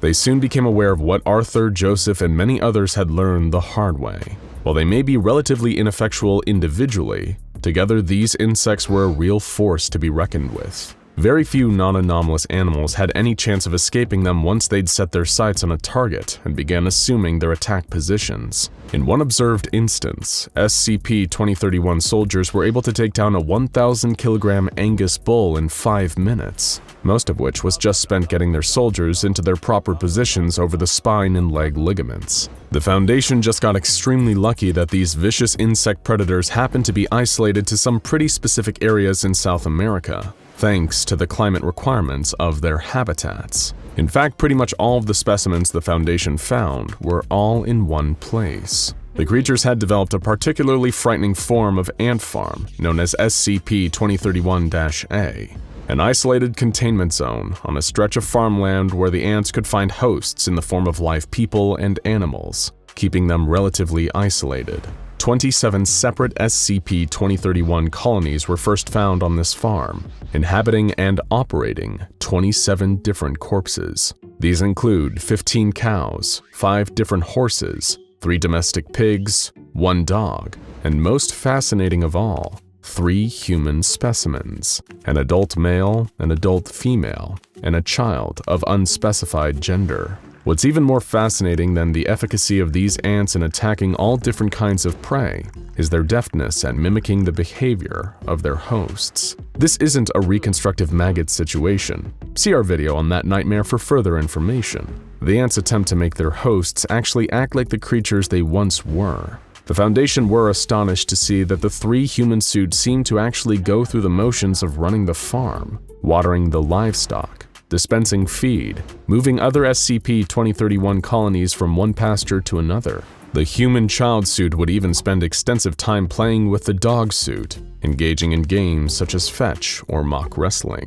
How the SCP-2031 colonies are able to do this is unknown. Working theories include rigorous observation of their targets before colonization, and the colony hive mind somehow picking up residual thoughts or muscle memory from their victims. Non-anomalous ants introduced to the SCP-2031 colonies also begin exhibiting anomalous traits, so the effects may somehow be contagious. One of the most fascinating moments of all came when the structural integrity of the dog suit finally gave out, leading to its colony exiting the body and returning to more nomadic behavior typical of army ants in search of a new host. The strange part was that the human suits actually seemed to grieve for the deceased dog suit, with the child suit becoming somewhat distressed that their playmate was suddenly gone. The two human suits even took the carcass of the dog suit and buried it in another pasture. It was unlike anything the Foundation had observed with SCP-2031 before. At what point did mimicry become sincere behavior? Because now SCP-2031 was seriously blurring the lines. It is in the best interest of the Foundation to keep this little ant farm going, both to keep SCP-2031 distracted from venturing further and causing trouble, and to further study the fascinating behaviors and dynamics exhibited by SCP-2031 colonies in captivity. One of the researchers has already put in a request for a new golden retriever. When it comes to bugs, the SCP Foundation certainly has its hands full. You might remember SCP-726, a species of bowfly aptly named the Reconstructive Maggots, who recreated the bodies of other organisms through horrible reproduction methods. There's also SCP-2031, a colony of anomalous ants that would eat their victims' insides and burrow themselves in the bodies, puppeting them around and masquerading as the creature they just ate, even if it was a person. Today on SCP Explained, we're going to be talking about a new species of anomalous insect, SCP-378, nicknamed the Brainworm. Well, it's an anomaly only new to us. For the Foundation, SCP-378's discovery and containment dates back to the days of the American Secure Containment Initiative. The American Secure Containment Initiative could be considered a predecessor to the SCP Foundation, active for the majority of the first half of the 20th century. While most of the stories go that the ASCI, alongside several other paranormal investigation organizations, eventually came together and formed the SCP Foundation in the early 50s, the reality is a lot murkier. As we all know, it's very hard to completely kill off an organization in the anomalous world. The secrecy and decentralization practically ensures that there's always going to be some stragglers left. And in the ASCI's case, that certainly seems to be the case. SCP-378's file indicates that by 1963, the ASCI was still around and kicking, though it was definitely living on borrowed time due to the rising prominence of the SCP Foundation. The two organizations, the growing Foundation and the dying ASCI, attempted to keep tabs on one another throughout the decade, but the Foundation's espionage programs proved to be more intensive and thorough. For whatever reason, the Foundation was always getting the best intel, whether it was beating the ASCI to the punch on newly discovered anomalies, gaining access to otherwise classified information only available in ASCI documents of the highest security clearances, or finding ways to benefit from the organization's detriments through diplomatic meetings that always seemed to work in the Foundation's favor. It was clear that the SCP Foundation was the new hotness, and the ASCI would have a lot of catching up to do if it wanted to remain relevant in this new post-World War II world. Unfortunately, we all know what happened. The majority of the ASCI was absorbed into the Foundation shortly after its formation, and the pieces that remained would fade into obscurity in the coming years. But why was the Foundation's intel so good? More funding? Better trained agents? Luck? The answer, if you're familiar with the Foundation's ways, shouldn't come as a surprise. Of course, there was always going to be more going on behind the scenes, and that's where SCP-378 comes in. SCP-378 is an arthropod resembling an Amazonian giant centipede, specifically one in the larval stage. SCP-378 measures about 3 meters long, with a thickness of 233 kilograms, and it possesses otherwise ordinary biological features, while about as normal as an anomaly contained by the SCP Foundation can get. On the dietary side, it eats like a normal centipede, consuming primarily other insects and lichen. On the reproductive side, things are a bit different. SCP-378 reproduces asexually, meaning that it's capable of generating offspring entirely through its own biological functions, which it excretes from its backside. A newly birthed instance, designated SCP-378-A, resembles a fully grown adult Amazonian giant centipede right from birth. but dissection of these baby peds suggests that this resemblance is superficial, as SCP-378-A's organ systems, beyond a primitive neural network, are entirely non-existent. These babies are essentially shell organisms, intended to be used by SCP-378, the host centipede, as remote drones. And that's how SCP-378 proves to be useful to the Foundation at large. You see, 378-A are endoparasites, meaning that they're organisms that live inside other organisms, like a tapeworm, but so much worse. SCP-378-A are used by SCP-378 to infect advanced primates, such as ourselves, but also a whole host of offshoots of humanity, such as the Homo ignotus, also known as SCP-655, and the Gigantopithecus sapiens, the common Sasquatch, which you might recognize as SCP-1000. SCP-378-A enters a host through an open orifice, and after infection, the entity will integrate itself with the host's nervous system through means that are poorly understood by the Foundation. This includes brain death of the host, and extending SCP-378's remote control through its offspring and into the host itself. Vital functions and sensory input remain unaffected, meaning that the host still retains some semblance of life function. Just, without a brain or anything. They're not there. They're just puppets, but you'll never be able to tell. When you think of someone being puppeted by an anomalous parasite, you'd probably expect them to act a little weird. Maybe they don't speak right, or maybe they start slithering on the floor or eating only small lizards. But that's not the case with victims of SCP-378. No. Once its offspring have infected a suitable host, SCP-378 will actually do a pretty decent job of integrating its victims back into their respective social sphere. This means maintaining all of their previous relationships as best as possible, such as keeping their jobs, and otherwise fitting in and not standing above the crowd. You'd probably assume they prefer to keep a low profile, mainly infecting hosts in small towns and sleepy suburbs, but you'd be wrong there too. SCP-378 loves the big city, places with high population density, and a robust entertainment scene. We'll explain later, but SCP-378 differs from ordinary insects in that its base instinct isn't to just infect and reproduce, it's to have fun, and the way it entertains itself is by living the lives of people who otherwise live busy, engaging lives, filled with plenty of social interactivity and places to go. The Foundation has yet to discover the upper limit of SCP-378, as the centipede has managed to infect quite a number of hosts with its offspring, which it all seems to maintain simultaneously without issue.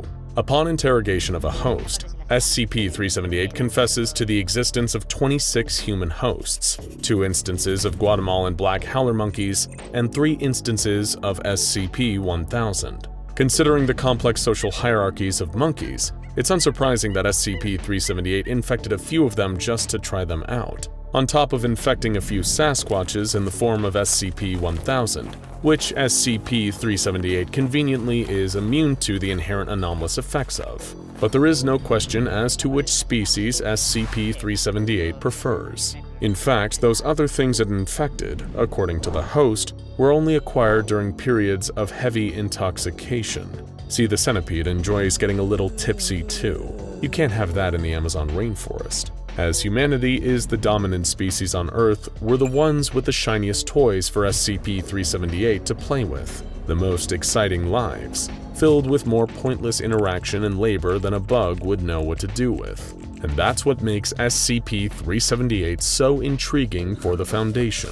It's an intelligent parasite, whose only motivation is to keep society running as normal so it can slip behind a few pairs of human eyes and see what it's like in the world it would never get to otherwise live in. Some of you are already thinking it, but SCP-378 is the perfect anomaly for the Foundation to use against its foes and adversaries. And as we covered earlier, in the 1960s, the Foundation had a lot to prove, mainly against the American Secure Containment Initiative. The Foundation knew to classify SCP-378 as a Thaumiel-class object. It was promptly contained in an underground terrarium filled with plenty of juicy lichen and ants for SCP-378 to feed on. Of course, there was also a decontamination chamber constructed adjacent to the regular containment chamber. Any personnel who would go in would obviously be at risk to an infection from SCP-378, and were sure that living the crazy, exciting life of a Foundation agent would have satisfied the sociable bug. But the SCP Foundation wasn't taking any risks. As a result, anyone entering the chamber would have to wear full body protection, and if they were found to be infected during the decontamination process, they would be terminated. After discovery of SCP-378, the Foundation immediately saw the potential in utilizing the anomaly for espionage purposes. After all, it would be a perfect spy network, capable of fitting in and maintaining ordinary roles while also communicating with SCP-378, who would feed information to the Foundation through another host. The impeccable precision of SCP-378's maintenance of its host's social personas would make the entity almost impenetrable to sniff out in the field, even for trained agents who deal with the anomalous. SCP-378's initial psychological evaluation was performed by the well-known Foundation psychologist, Dr. Simon Glass. Dr. Glass found that SCP-378 was obviously unique among arthropods and possessed either human level of sapience, or at the very least, the ability to emulate its host's intellectual faculties. Regardless, the anomaly was intelligent, but a point of interest for Dr. Glass was SCP-378's relationship with its hosts. It maintained a constant, consistent sense of identity across multiple hosts. But interviews with SCP-378 revealed that it was fully aware that it was not those hosts in actuality. SCP-378 was essentially role-playing various human identities. It wasn't just easy for the Foundation to figure out that the centipede enjoyed masquerading as its hosts. It pretty much spelled it out with giant letters. SCP-378's hosts rarely interact with or send information directly back to SCP-378 or fellow hosts, because SCP-378 is in full control at all times. This is literally just a game for SCP-378, a source of entertainment. And if one of those hosts came under duress or was at risk of being found out by those in its life, 378 could easily abandon the host persona, which it had no issues in doing.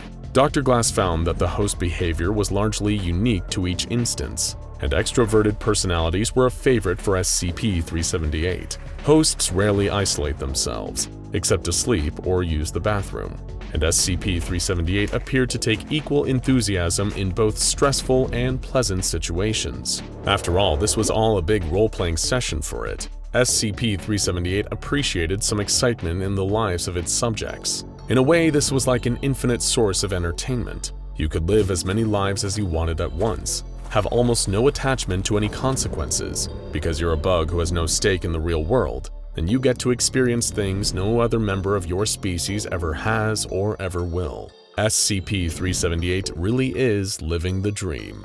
Even to another human, this sounds pretty fun. We only get one life to live. SCP-378 gets to live as many as it wants. But Dr. Glass found another interesting fact about SCP-378. It was attached to a certain identity. Lisa Martin, a 33-year-old Mexican-American female employee at Digiana Tono's Pies, a pizza chain located in Staten Island, New York. Dr. Glass was a bit unsure as to why SCP-378 enjoyed Miss Martin so much, but it was clear from the way it talked about her that this was its favorite persona. And Dr. Glass could see why the more he studied Martin's routine. It was the perfect mixture of business, idleness, routine labor, and general engagement for SCP-378 to experience. Lisa Martin's routine was static. On every day except Saturday, from 8 a.m. to 6 p.m., Lisa Martin would show up to work at Digiana Tono's Pies. After she finished work, from 6 p.m. to 11 p.m., Martin would engage in maintenance of one of 17 rooftop gardens across New York City. Of these gardens, Glass discovered that 13 are maintained by volunteer organizations, 12 of which Martin was not a part of. On Saturdays from 8 a.m. to 11 p.m., Martin alternated between socializing with a collection of friends and coworkers and playing piano for various high-end bars. On all days from 11 p.m. to 12 a.m., Martin would shower and then prepare for bed. She would sleep from 12 a.m. to 7 a.m., and in the morning she'd get back up and do it all over again. When you see a person's schedule laid out like this, everything seems a bit more routine and less exciting, huh? It's not an exciting life laid out on paper, but SCP-378 loved it for whatever reasons. Attempts to interrupt Lisa Martin's routine were unilaterally met with unusual levels of hostility from the bug and its hosts, and in the event of Lisa Martin's death, SCP-378 would happily direct another host to assume her identity. Yeah, we're not sure either. Regardless, 378 had a hobby, many hobbies, but Lisa Martin was special.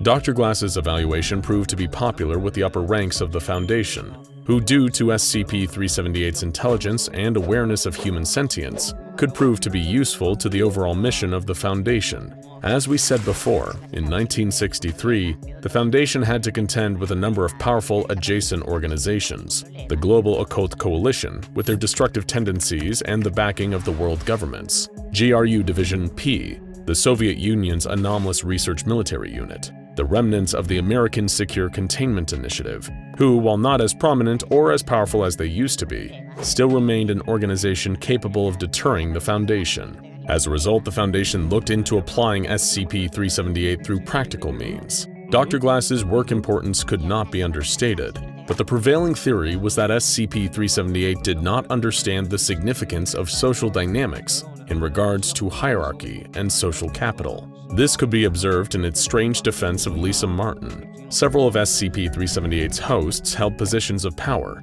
two of which, David Lockheed and Alfonso Leos, were even employed by anomalous organizations and beyond the reach of the Foundation's then capacity to contain. Even holding these powerful positions, SCP-378 displayed a willingness to sacrifice the hosts to defend, replace, or otherwise maintain Lisa Martin, its favorite host. It was here when the Foundation saw an opportunity. If they could use SCP-378's favoritism of Martin to get it to do what they wanted, their dream spy network had a chance of manifesting into reality. David Lockheed, one of SCP-378's hosts, was a low-level employee of the ASCI, but if the Foundation was able to persuade SCP-378, using Martin's safety as collateral, Lockheed could rise through the ranks of the organization into a position where the Foundation needed a puppet. Second, they realized that Martin herself could prove to be a useful asset. The Foundation was always looking for new ways to conduct reconnaissance, and pizza parlors were an ideal meeting spot and espionage center, if they could be kept from the public eye. Martin's place of employment would soon be converted from your average Staten Island pizza parlor to one of the Foundation's very own spicy crust pizza chains. See what they did there? Spicy crust pizza, SCP. They are so clever. Regardless, the use of SCP-378's anomalous abilities to defend Foundation operatives in the United States seemed like a useful prospect, and the idea was put to a vote by the Overseer Council. It passed, with only minor detraction, under the name of the Kraken Protocol.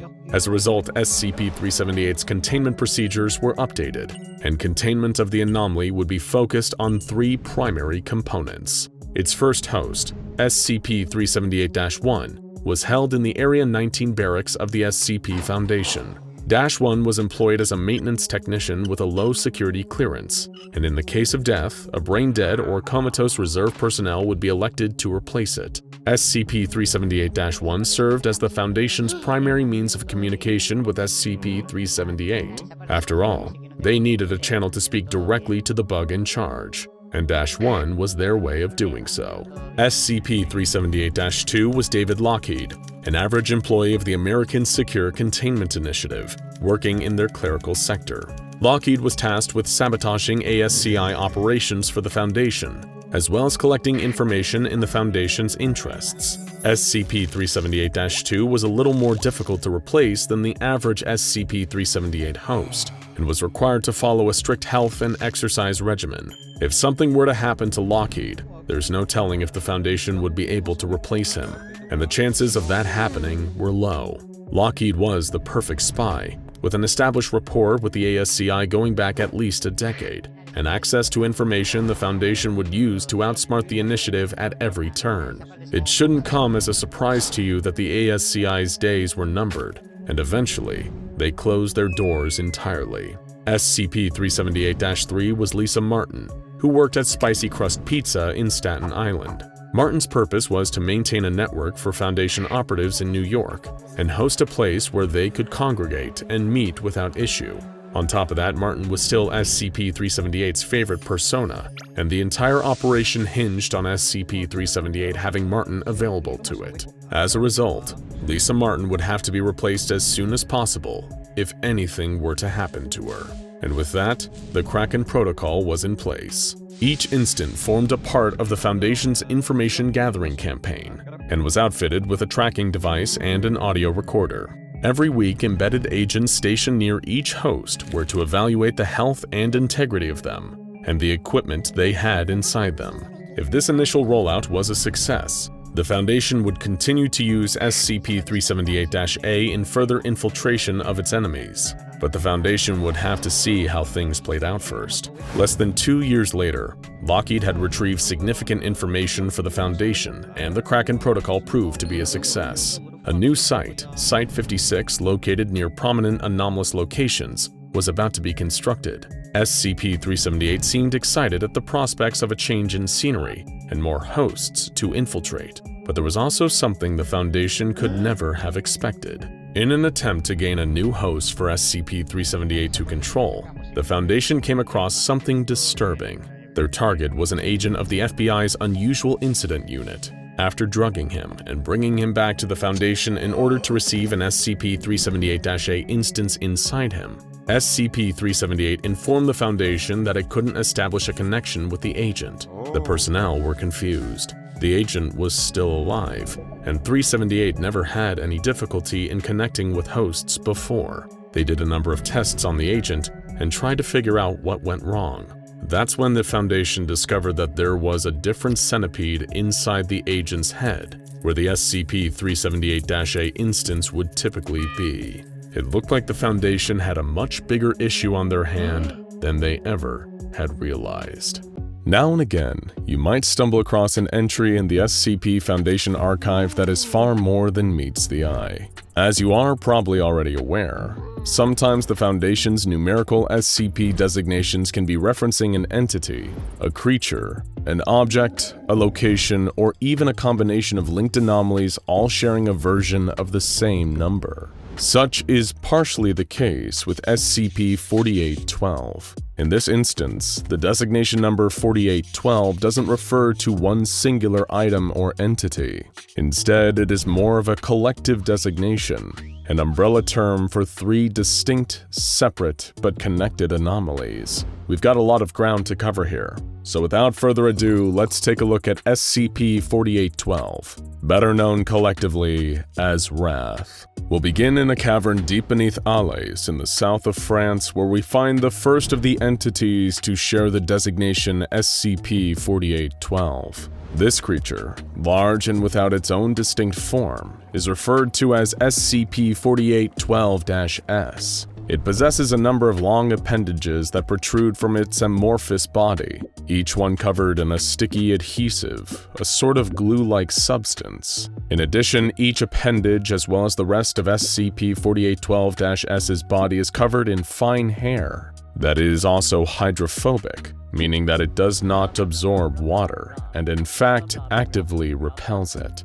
These tendrils extend deep into the walls of the cavern surrounding the creature. SCP-4812-S also has an inherent latent ability to affect anyone that visually perceives it. In other words, look upon this creature at your own peril. And we don't mean that looking at it will drive you mad. The fact is that nobody has been able to look directly at this creature without suffering a horrific, grisly death. Upon taking even the quickest glimpse of SCP-4812-S, the person observing will suffer the same effect they would if their eyes, brain, and entire nervous system had been dipped in caustic acid. Yes, this creature instantly melts down on a molecular level anyone who is brave enough or foolish enough to directly look at it. That means a pain unlike any you could imagine. Bleeding through the skin and all orifices, paralysis, asphyxiation, and then death in that order. Humans cannot directly interact with the creature unless it is submerged in total darkness, where they cannot perceive it visually.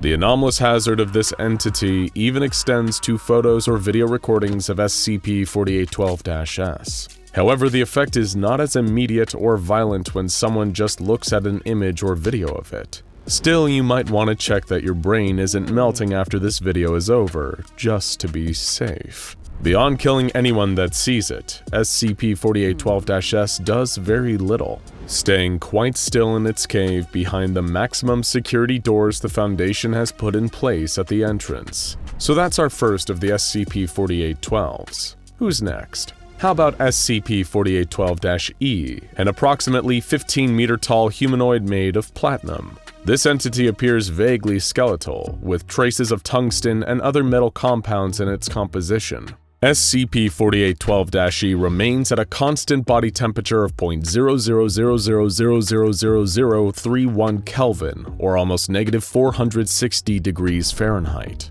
However, this entity can also absorb the heat around it without changing its own temperature, reducing a cell at room temperature to absolute zero in around 16 seconds flat. And it's because of this that SCP-4812-E is often surrounded by a layer of frozen air and water. Much like the other creature it shares a designation with, close interactions with SCP-4812-E are often deadly. Stand too close and the air around you would drop in temperature rapidly. The water within your body would freeze, and in seconds, you would die. Even with the use of a specially insulated suit, you would be lucky to gain a few short moments of added protection. The only thing that weakens SCP-4812-E's effect is to expose it to extreme heat, although this does not stop the temperature absorption entirely, just slows it. But it's through the constant application of high temperatures that the Foundation has been able to keep SCP-4812-E contained in a thermally controlled vault kept intensely hot at all times. Finally, we have the last of the three, designated as SCP-4812-K, and we recommend anyone with a bug phobia to look away now. This creature is an enormous winged insect, almost like a cross between a stag beetle and a scorpion in some of the physical traits it shares with them, while its size might be significantly bigger, measuring 180 meters long. The insect possesses 2 large pinchers, 4 legs, 4 wings that extend from its back, and a long, segmented tail with a pointed barb at the tip. Yes, this creepy crawly would need a lot more than just a can of Raid to get rid of it. But perhaps most strangely of all is SCP-4812-K's face. Not the typical insect eyes and mouth you would expect, but the face of a human male. Much like its cavern-dwelling counterpart, SCP-4812-K tends to not do all that much when left alone. It can usually be found flying through the upper stratosphere, only really moving when it flaps its wings. You might have a hard time trying to spot it though, as its body is coated in reflected chitin. In other words, the bug's exoskeleton refracts light away from it and makes it almost invisible. While the SCP Foundation has made attempts to secure and contain this gigantic flying insect after they learned of its existence, the creature's sheer size and strength have destroyed any fighter jets or drones they have sent after it. It seems impervious to damage from conventional weapons, with anything fired at it being almost perfectly reflected and directed back towards the shooter. All the Foundation can really do is hope that nobody else spots it and keeps a close eye on SCP-4812-K through regular surveillance. Above all though, one procedure remains consistent and all of the utmost importance with every aspect of SCP-4812. Never, under any circumstances, can any of them be allowed to interact with the other two. So what could possibly connect these 3 creatures? An amorphous entity that kills anyone who looks at it. A giant humanoid male made of platinum that alters temperature without absorbing heat. And a winged insect that is almost perfect at reflecting anything around it. They all seem to be pretty disconnected. Yet their common thread must be pretty significant for all 3 to share the title of SCP-4812. Indeed, if they had no relation to each other, they could each have their own unique number. And what is the mysterious 4th redacted entity that is also referred to as SCP-4812? The answers to this multitude of questions aren't exactly straightforward. Still, there does exist a series of anomalous documents and items that the Foundation has recovered that feature some of the necessary information. Recovered from Marcus de Wees, a Dutch collector of anomalous artifacts. These items are referred to as the Connington set, named after Winston J. Connington. an English archaeologist and occultist whose research led the Foundation to the discovery of a number of SCPs. Among the various artifacts of the Connington set is a journal kept by Connington himself, featuring depictions of the different SCP-4812 creatures and notes recording his findings. The set also features 3 hefty tomes written in German over the course of many years that contain multiple archaic coordinates. In one, an edition in Italian by another author seems to shed a little light on SCP-4812. The translation of this section tells of an ancient kingdom, respected above all others, known either as the House of Apollyon or the Sky Kings of Old Europe. The first ruler of this kingdom was allegedly a descendant of the King of Crimson Skies, or Asem, the first man.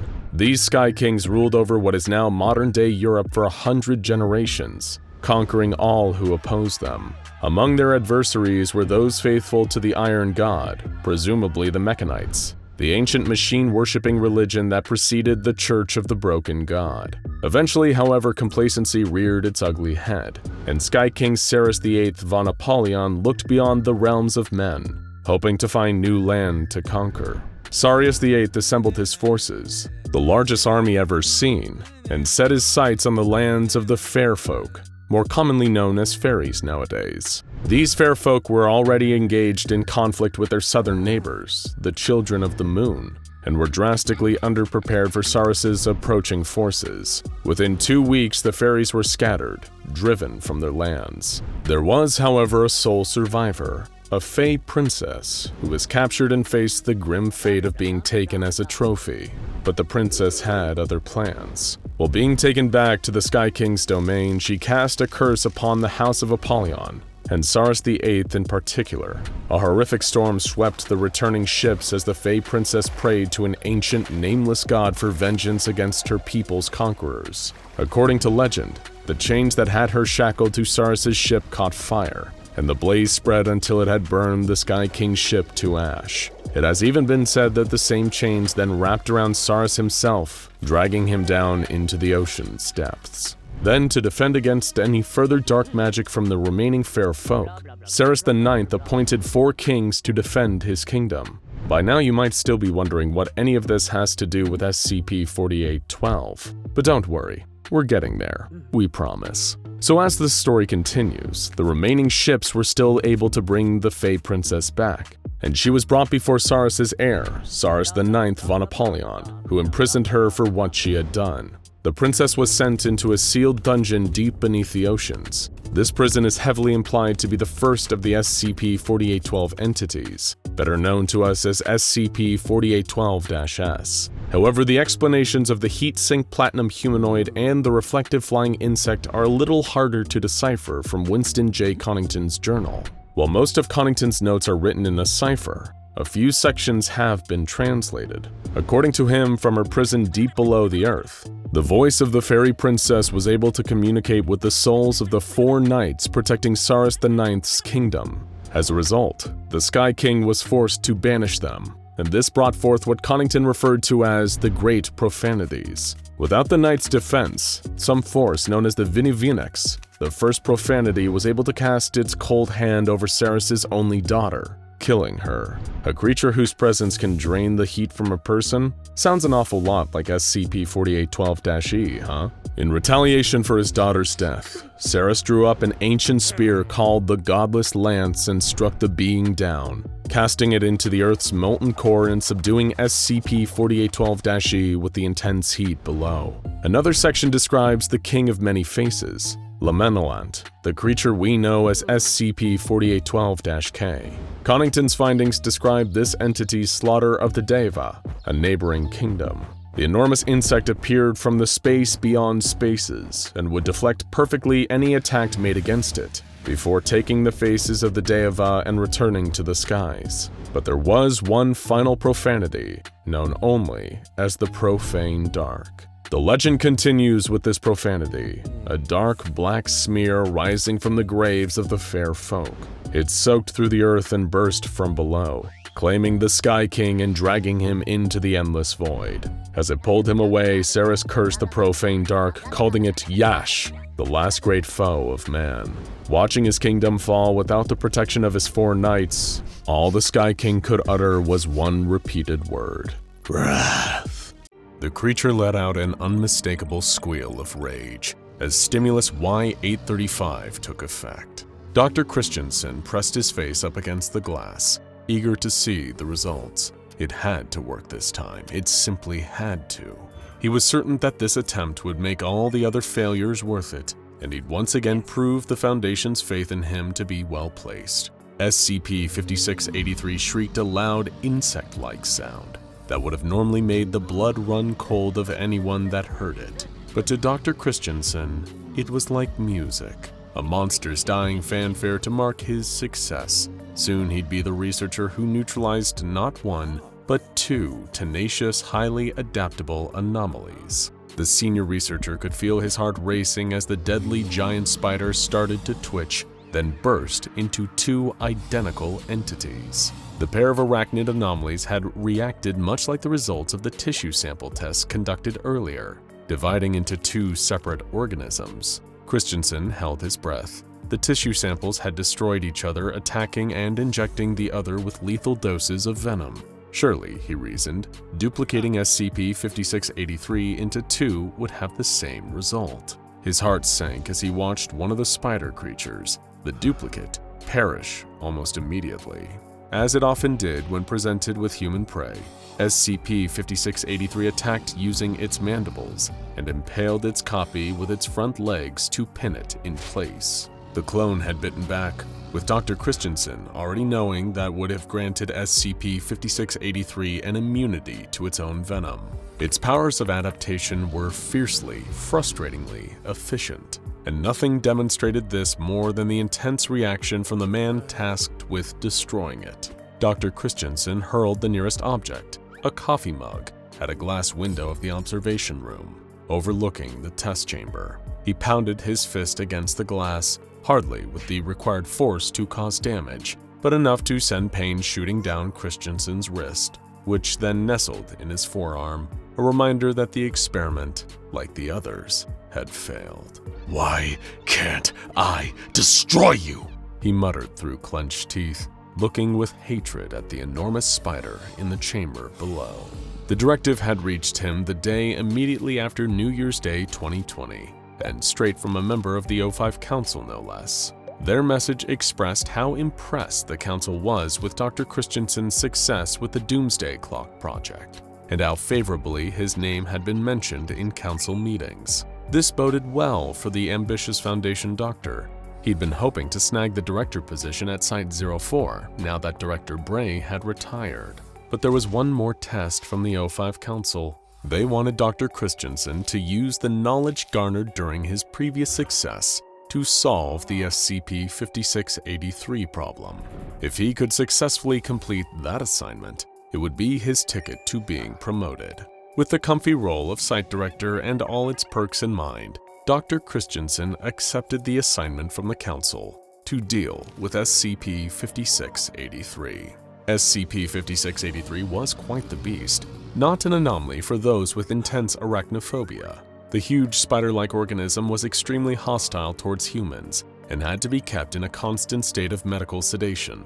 Otherwise, it would relentlessly attempt to breach containment and slaughter any and all personnel in its path. What had made SCP-5683 such a problem for the Foundation was the creature's ability to rapidly regenerate damage, as well as modify its own body in reaction to threats. Much like a certain particularly hard-to-destroy reptile, the spider-like entity could adapt itself to become more resistant to any danger posed to it. And of course, this meant that the Foundation needed this dangerous creature eradicated. The frequent containment breaches and sheer number of casualties caused by the arachnid anomaly were significant enough to cause an increasing drain on the SCP Foundation's resources. So, with the termination order coming from the very top, the O5 Council themselves, Dr. Christensen was tasked with overseeing the neutralization of SCP-5683. During an initial deliberation, Dr. Christensen met with researcher Miles and Hall, junior researcher Silva, and security chief Ade to discuss earlier attempts to terminate SCP-5683. The new head of the Termination Project was perturbed to learn that the research team had little in the way of useful information to offer, beyond what the Foundation already knew about the creature. But Christensen decided some basic stress testing would at least be a start. After a successful tissue sample test, wherein some of SCP-5683's genetic material was incinerated, Dr. Christensen tried to simply destroy the spider with fire. An understandable response, to say the least. However, exposing SCP-5683 to temperatures of 850 degrees Celsius for just 30 seconds didn't quite yield the easy victory he had hoped for. The arachnid thrashed about and screeched in reaction to the heat, only to rapidly develop a form of armor plating covering its entire body. The armor was comprised of an unknown, unidentifiable substance, but it was enough to prevent SCP-5683 from combusting. Reconvening with the rest of the team, Dr. Christensen hid his pride, assuring everyone he was just trying to establish a baseline during the previous test. Of course, he hadn't believed that terminating SCP-5683 with fire would be a success, or so he claimed, hiding how much he'd longed for an easy solution so he could snatch up the vacant Site-04 director position. But to ensure the others, Christensen explained that he'd requisitioned some anomalous materials from the O5 Council that they'd be using in their next termination attempts. Nothing that was anomalous enough to require containment, but toxic enough that they presented a few options for destroying SCP-5683. Just for logging purposes, sir, may I inquire about the specific substances we're shipping in? Junior researcher Sylvia had asked. Of course, Y220, Y835, and Y43. Dr. Christensen quickly recounted them all from memory. I'm told they should be arriving within the week. I expect each would be enough to do the job, but it's best to hedge our bets. This spider doesn't compare to the lizard, I'll tell you that. Junior researcher Silva seemed to take an interest in what Dr. Christensen had just alluded to, his previous work with the lizard. He probed further about it, and Christensen gave a solemn response. The aspiring Foundation doctor recalled an incident from a few years earlier during his experimentation with SCP-682. Some of the methods Dr. Christensen had opted to employ in an attempt to destroy the hard-to-destroy reptile had led to a severe containment breach. When describing it, he used the word unpleasant, perhaps out of guilt at how many personnel had lost their lives due to his actions. Brushing the topic aside, he assured the team to get on with testing the new anomalous stimuli on SCP-5683. Stimulus Y220 initially showed some promise. During a tissue sample test, it successfully converted part of SCP-5683 into glass, which then violently exploded, leaving nothing behind. But attempts to use it to neutralize the creature itself quickly quashed those promising results. Within 9 seconds of being exposed to Stimulus Y220, SCP-5683's body rapidly turned to glass. Around 80% of its arachnid mass proceeded to explode, shattering in all directions, sending clear shards showering over the testing chamber. As he watched, Dr. Christensen allowed himself to believe that this was mission accomplished, that he'd successfully terminated SCP-5683. But his celebration was premature.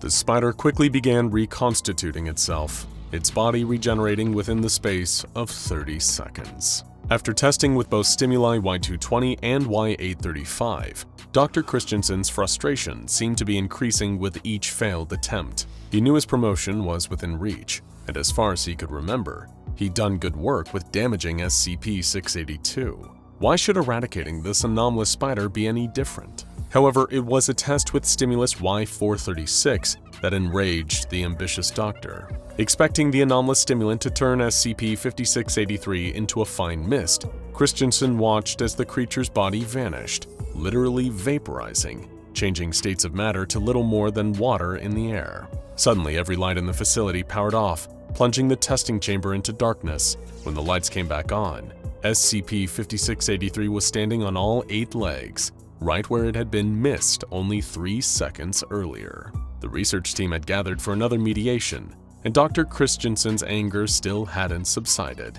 He kicked a chair to emphasize his frustration, alarming junior researcher Silva, who urged him to calm down.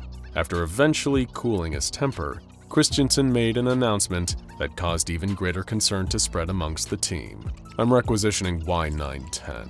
Researcher Halls and Researcher Miles objected, trying to get Dr. Christensen to realize that the course of this action was excessive, overkill even.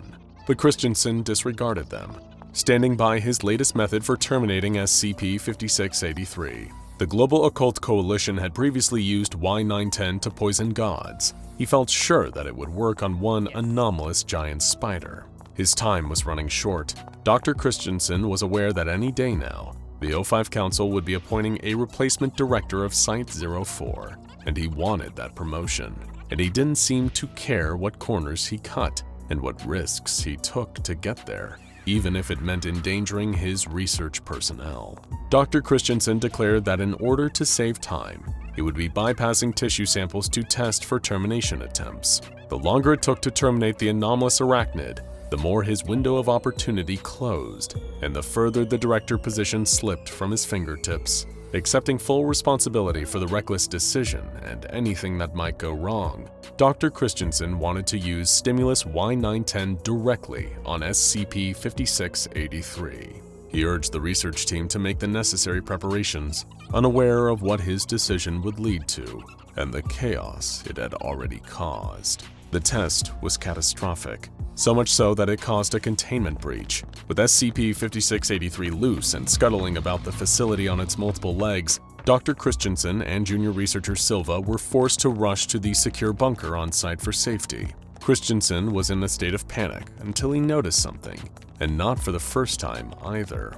He'd been detecting a foul smell whenever he'd conducted the meetings to discuss termination options. But the other members of the research team had quickly explained it was nothing more than repeated accidents in the cafeteria.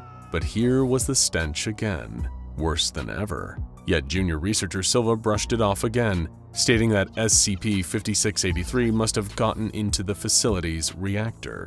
The junior researcher quickly became inconsolable, stating that the whole situation was his fault. Dr. Christensen interjected, demanding to know how it was and what Silva had done to cause this situation. He replied that it was his duty to oppose ill-advised actions, and when Christensen had declared his intention to use Y910, the junior researcher hadn't opposed him. Shifting the blame from himself onto his subordinate, Dr. Christensen chastised Silva over how many personnel had died because of the junior researcher's refusal to do his job, ignoring that it was Christensen's own ambitions that had led to the current chaos. Refusing to be made a scapegoat, Dr. Christensen vowed to pin the full culpability for SCP-5683's containment breach onto junior researcher Silva, saying he'd tell the O5 Council the so-called truth about what had happened. But Silva pointed out that there wasn't much of a likelihood that the bunker would survive the reactor overloading. He urged the ambitious Foundation doctor to admit some responsibility of his own for what had happened, but Christensen refused. Suddenly, there came a thunderous banging at the bunker door. A debilitating pang of fear struck Dr. Christensen, causing him to scream and retreat from the entrance, yelling "no" and "please," as if he was pleading with the universe itself to spare him from the spider. Junior researcher Silva walked over to the bunker door just as strong arachnid legs tore the heavy steel bulkhead off its hinges like it was made of little more than wet paper. There was SCP-5683, the enormous spider skittering into the bunker, screeching all the while. Silva had put himself between SCP-5683 and the ambitious Foundation doctor, whose hunger for a promotion had led to all this carnage. The junior researcher announced his noble intention to sacrifice himself, occupying the creature while urging Christensen to run. The doctor shoved Silva towards the spider and prepared to run, then all of a sudden, SCP-5683 vanished. Junior researcher Silva told Dr. Christensen he was disappointed, before researcher Miles, researcher Hall, and security chief Ade all entered the bunker through the torn open hole where the door had been. Christensen questioned where SCP-5683 had gone, to which Silva explained there was little reason to keep a dummy around once it had served its purpose as a substitute. "You mentioned you worked with the lizards, sir," the junior researcher recounted, "that there was a containment breach. If you don't terribly mind me asking, how did you escape that situation? It seemed quite lethal, didn't it?" Afraid and confused, Dr. Christensen asked where he was. Hall and Miles urged him not to ask questions he already knew the answer to. Silva explained who they all were, a jury, specifically Dr. Christensen's jury. and according to them, the ambitious doctor had disgraced himself again. Christensen had been there for a long time, a considerably long time, reliving the same events over and over again, with SCP-5683 acting as a substitute for SCP-682. It was the same situation, he'd made the same decisions, the same mistakes, and it had cost lives. Now Dr. Christensen was trapped in an endless loop, penance for the casualties that had occurred at his hands, all in the pursuit of his own selfish personal gain. He asked the jury how long he'd be stuck there, a question Silva responded to with, "Until you take responsibility, sir." Immediately, Dr. Christensen tried to admit that this all had been his fault, but he didn't mean it.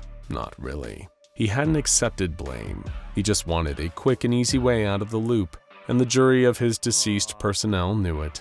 Christensen ran for the door in the hopes of escaping his fate. Futile as his chances were, a black iron chain appeared from around the corner and wrapped itself around the overambitious doctor's throat, ignorant of his pleas for forgiveness. Saying he was sorry wouldn't bring back the people who died in service of his aspirations to becoming a site director.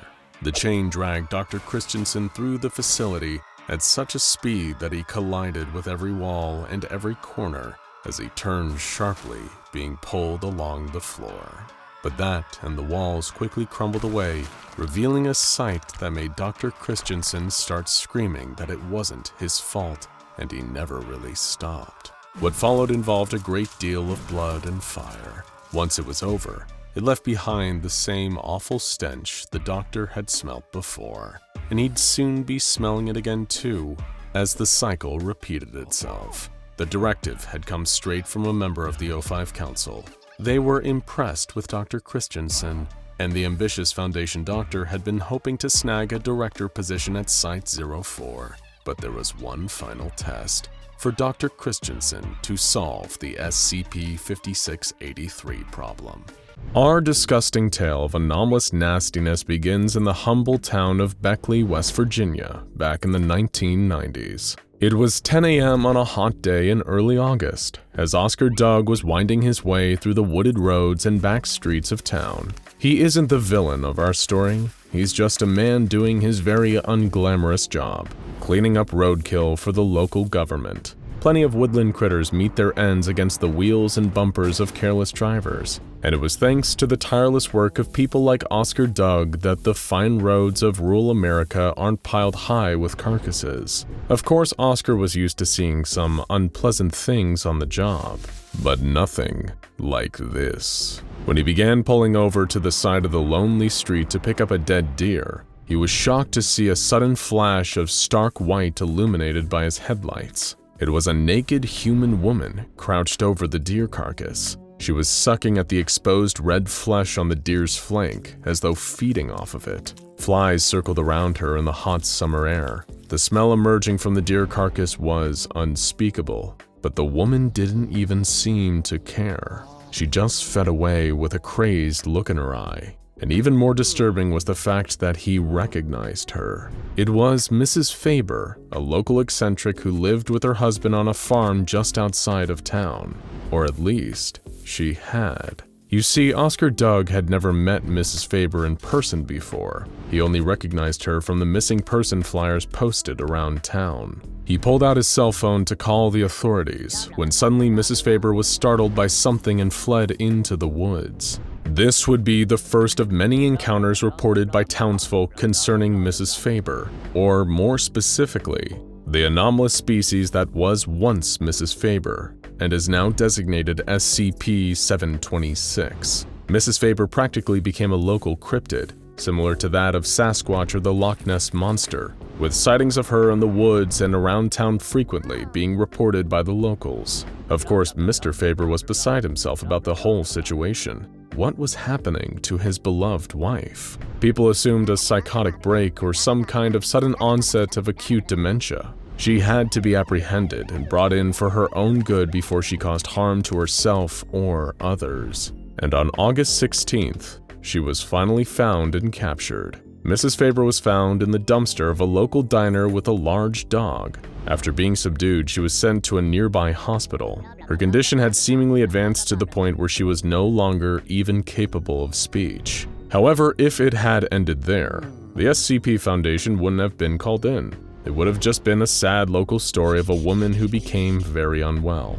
But that was only the beginning to the true strangeness behind SCP-726. Random livestock, like cows and pigs, were found across the town, behaving incredibly bizarre, exhibiting actions and traits uncommon of their respective species. And the most shocking of all was that the sightings of Mrs. Faber around town still didn't stop, despite her being actively held by a local hospital. Naturally, that's when the SCP Foundation decided to take control of the situation. They dispatched field agents to properly investigate and figure out what was going on in Beckley, West Virginia.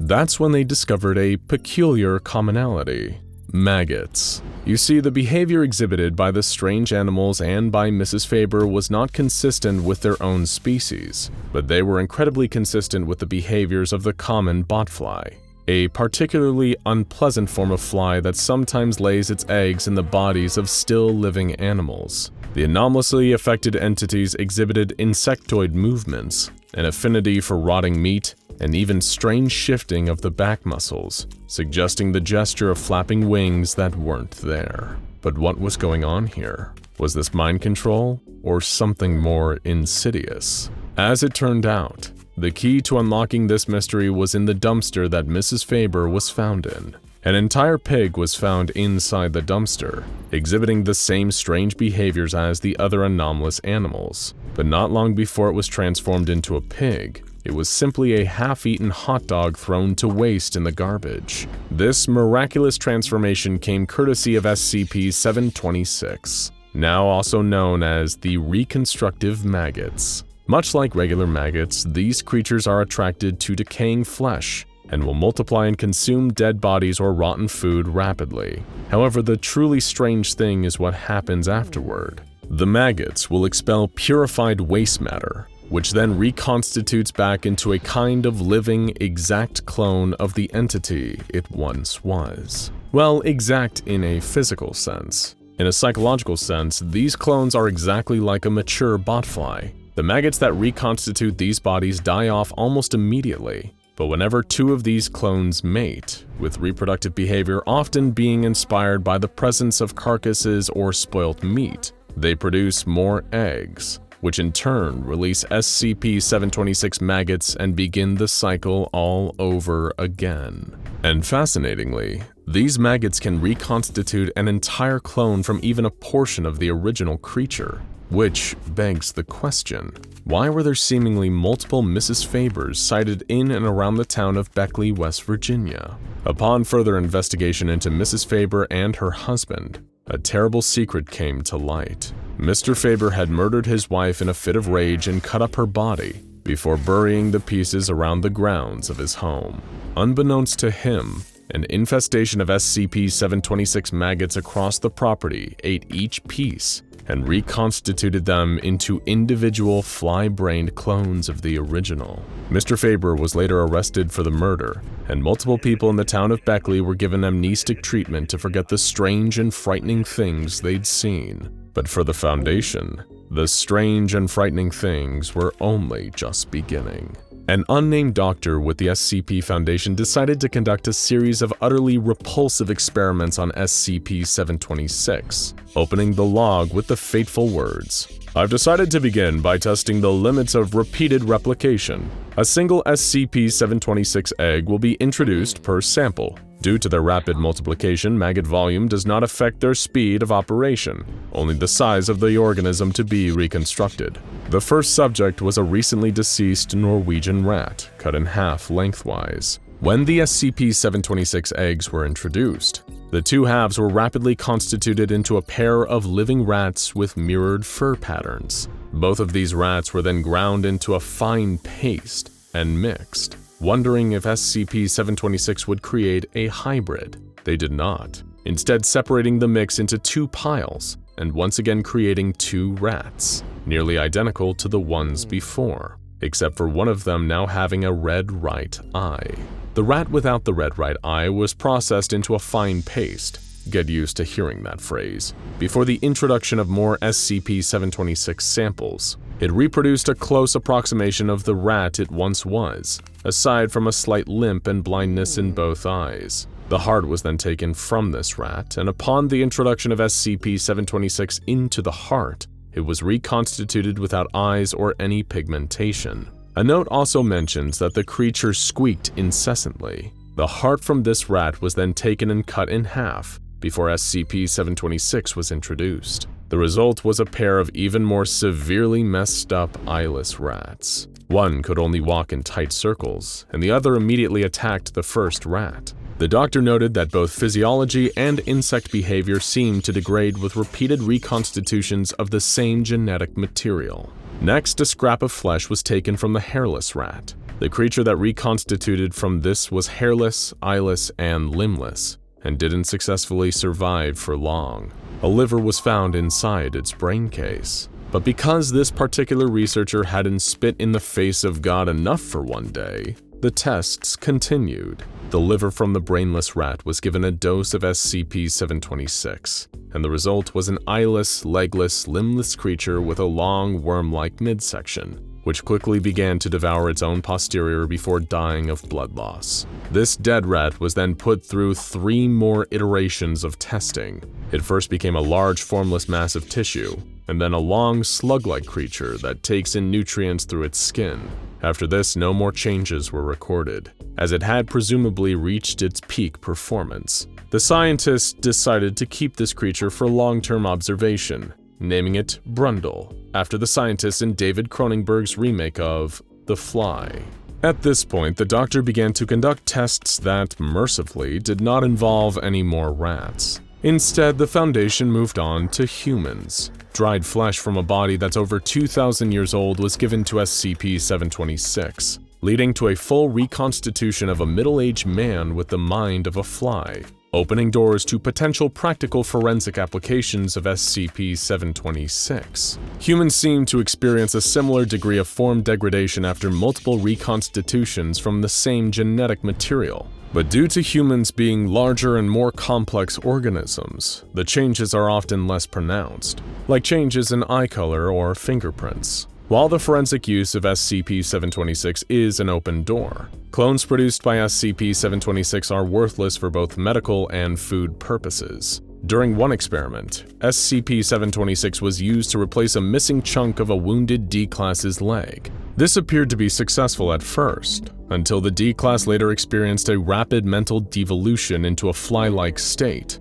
just like the other victims of SCP-726. The D-Class was terminated, and the test was recorded as a failure. It's believed that a similar thing would happen if organ transplants were taken out of SCP-726 clones and given to non-anomalous donors. SCP-726 was used to clone several livestock animals, such as cows and pigs. Food items like steaks were rendered from these animals, cooked and given to D-Classes. Much like the transplants, this led to a similar state of devolution for those who ate the infected meat. Even when the meat was thoroughly disinfected and processed, the anomalous effects remained. So no, SCP-726 won't be ending world hunger anytime soon. Though if it gave us all the minds of flies through tainted meat, it may at least end all global warfare, seeing as flies don't have the mental capacity to create or wield weapons. At this point, it seemed that the researcher was just curious and felt like trying some other random experiments just for the heck of it,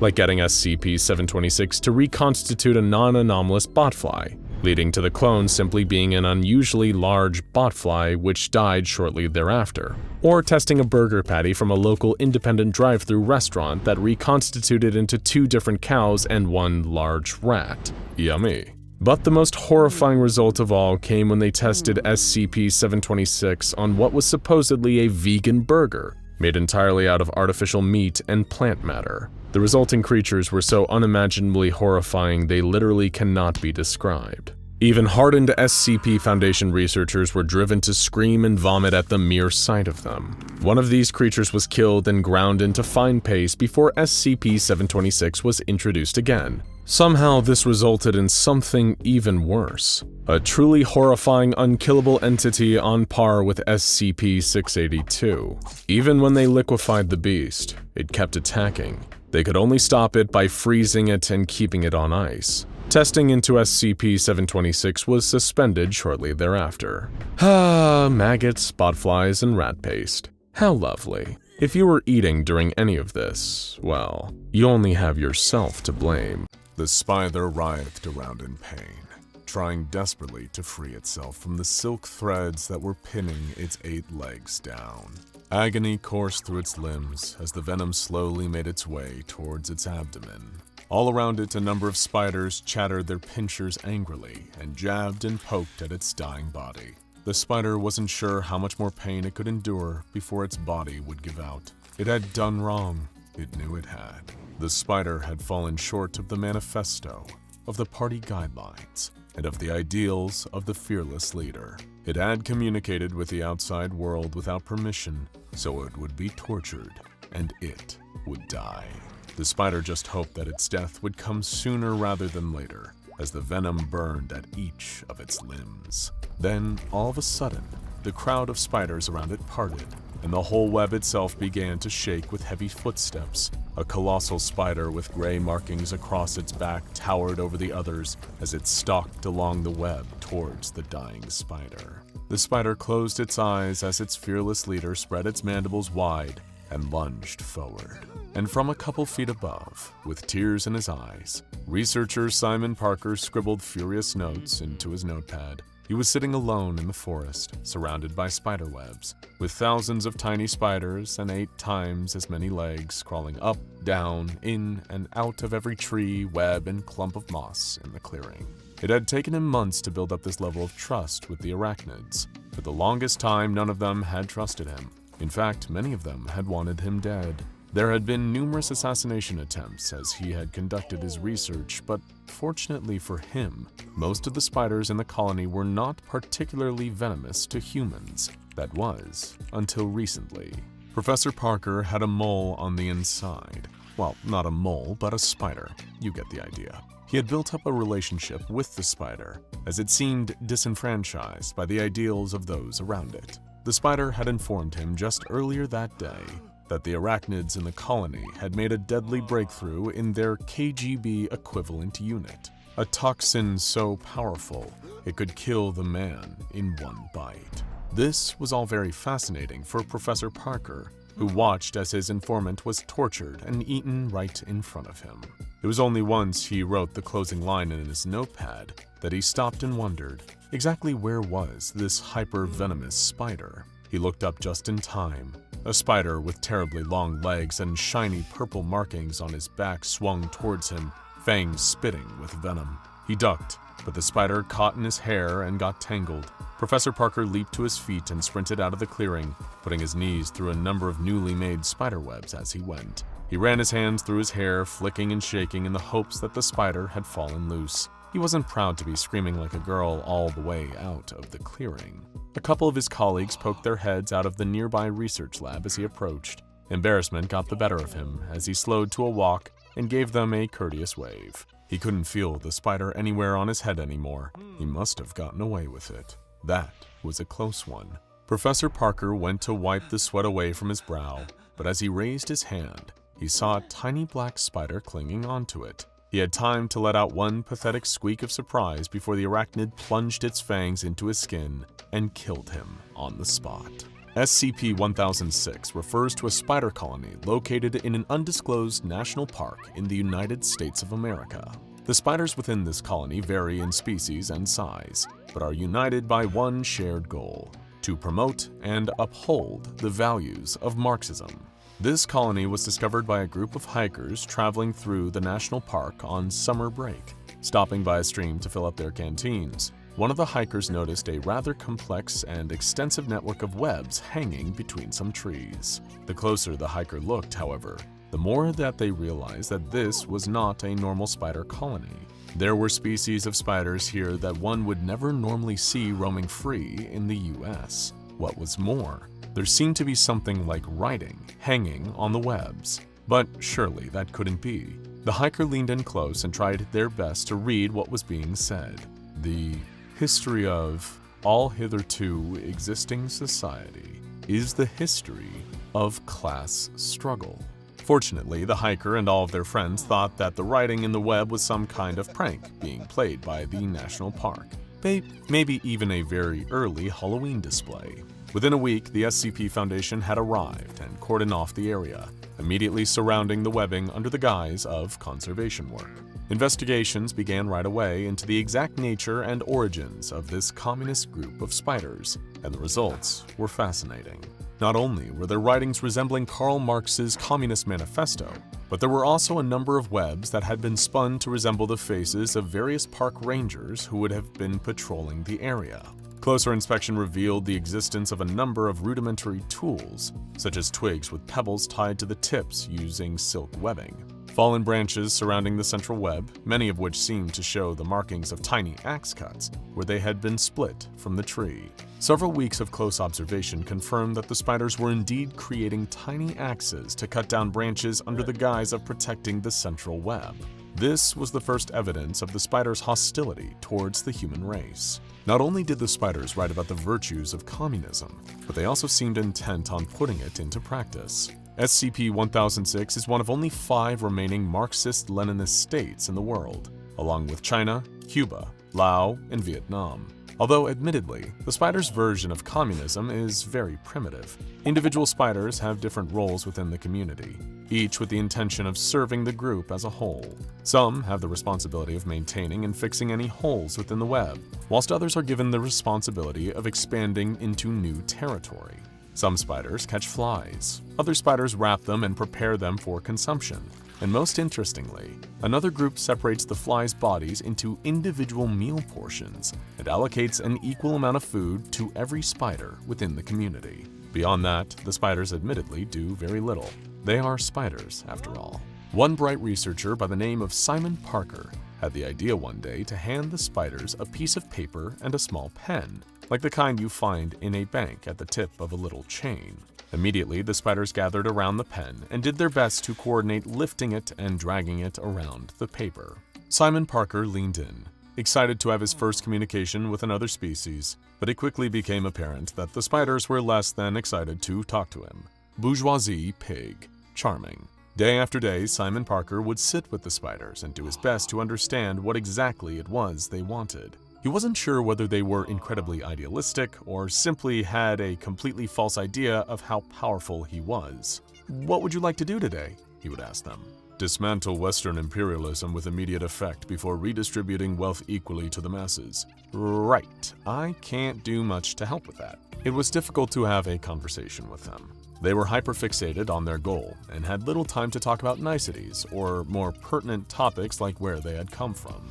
The answer to that question remains a mystery, although there could be some evidence still to find from the body at the center of the web.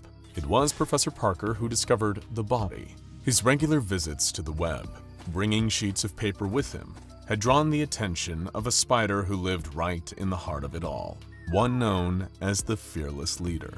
A group of spiders led Professor Parker through the trees towards his palace in the middle. Professor Parker had to duck and crawl under a number of dense webs. It didn't take a genius to work out that he was getting closer and closer to the origins of this colony. Web Zero, as it were.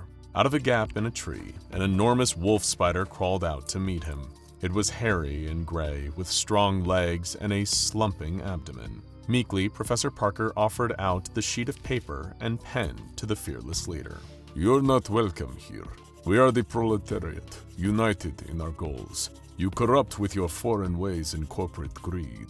Professor Parker tried his best to explain that he was actually boycotting Nestle and had done a number of papers on the virtues of communism while at university. However, he did have to admit that he had invested fairly heavily in the stock exchange. The Fearless Leader bore its fangs at those words and stomped angrily, making its web sway and buckle underneath. "We spiders do what we must to protect our commune. You are not welcome." It was at that point that Professor Parker saw the body for the first time.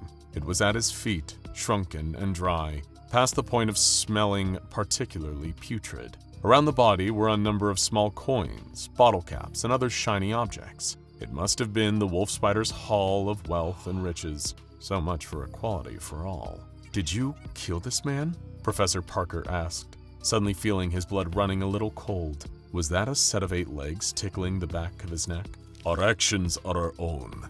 Leave." But as Professor Parker walked away, he was fairly certain he had his answer already. The back of the man's head looked to have been caved in by some kind of blunt force impact, not something these spiders would be able to do on their own.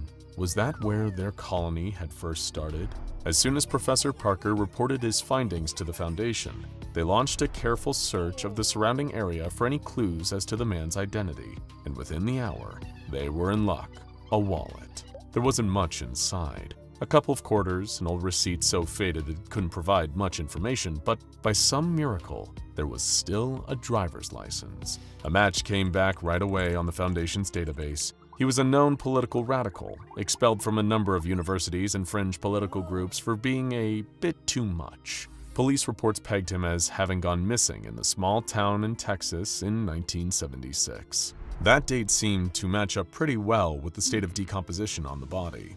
Investigations are still ongoing into the exact nature of this man's disappearance and what connections he had, if any, to the world of arachnology. It was far too coincidental that a group of spiders capable of communication and spouting extreme political rhetoric had just happened to create a colony on top of his corpse. But try as Professor Parker might, he couldn't get any information out of the spiders about the body. In a godless society, it was evident that their political views barred them from giving the corpse spiritual status. But when they talked about the body, it was evidently as close to a religious site as they were capable of conceding. Only one spider seemed to open up to Professor Parker. The spider had followed him out of the colony one evening after a long and fruitless day arguing about the benefits of privatizing certain industries. It swung down in front of him from a tree and waved him down right on the edge of the spider's territory. Professor Parker soon discovered that this spider was a worker spider, responsible for expanding the web little by little each day until it encompassed the whole world. Initially, the spider was just curious as to how long that would take, as in the previous 40 or so years, they had expanded by about 200 meters. The fearless leader apparently believed that the circumference of the world couldn't be much more than 500 meters, so they would soon be in possession of more than half of the available land. Laughing, Professor Parker gently explained that it would take a good while longer before humanity felt particularly worried. Much to his surprise, the spider seemed relieved. Evidently torn as to what to say, the spider looked from him to the colony and back, before writing down its next sentence on the paper. "Screw Marxism. I just want to try a cheeseburger." That was the start of a peculiar kind of friendship between the pair. Every day, the spider would catch him on his way out and feed him whatever bits of information it had been privy to on the inside. That was no small task. The spiders had instituted a secret police, similar in hierarchy to the KGB, which kept tight control over the spread of information within the web. Professor Parker learned that the oldest spiders in the web had vague memories of being hatchlings in a bright white room, of being shaken around and transported somewhere, of sharp needles being injected into eggs, of booming literature being read out on repeat, so loud it would shake the webs beneath their feet. Then chaos and fear. Then freedom.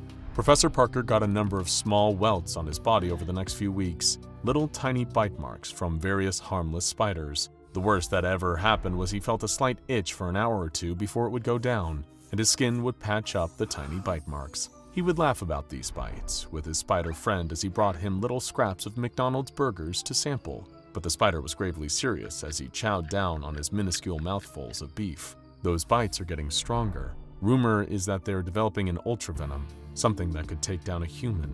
Fearless leader is being humiliated by a human walking into his territory every day and knowing that he is powerless to stop it. One day, that will change. And one day, it did.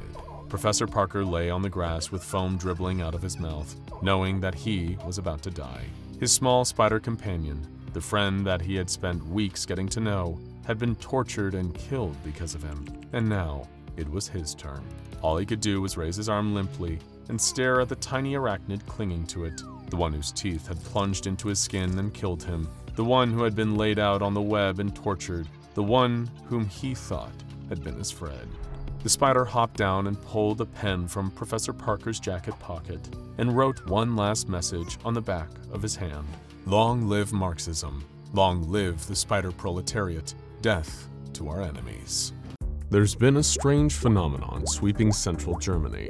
While the true extent of its influence is still unknown, it seems to have been going on for quite some time now, usually in irregular intervals. If you were to head down to any of the towns within the affected region for a visit, the chances of you noticing anything out of the ordinary would still be rather low. But then again, if you're in the wrong place at the wrong time, it's entirely possible you could witness an occurrence of SCP-3023, every arachnophobe's worst nightmare. One terrifying incident happened at a baseball game held during the height of the summer. With the scorching sun hanging high above a stadium packed with eager fans, the home team was neck and neck with their longtime rivals from the next town over. As the players took to the field after a changeover, everything hung in the balance. The home team's coach had made a bold change, sending out a new baseman, a young man named Jenik Denke.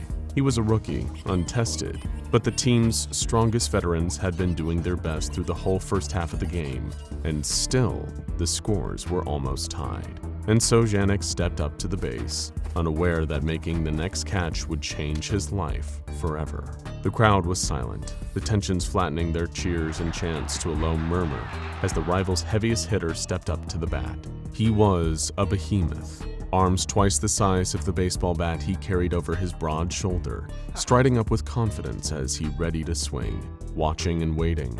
A bead of sweat rolled down Janik's forehead, dropping down the bridge of his nose. He couldn't tell which was making him sweat more, the heat of the sun or his own nerves. His teammate at the pitcher's mound lifted a leg, the baseball in hand. If he gripped the ball any tighter, his fingernails might have splintered and got lodged in the white synthetic leather wrapped around it. Janik stared, not even bothering to wipe away the drops of sweat in his eyes. As his teammate's throwing arm reeled back and hurled the ball forward, it felt like time itself had slowed down.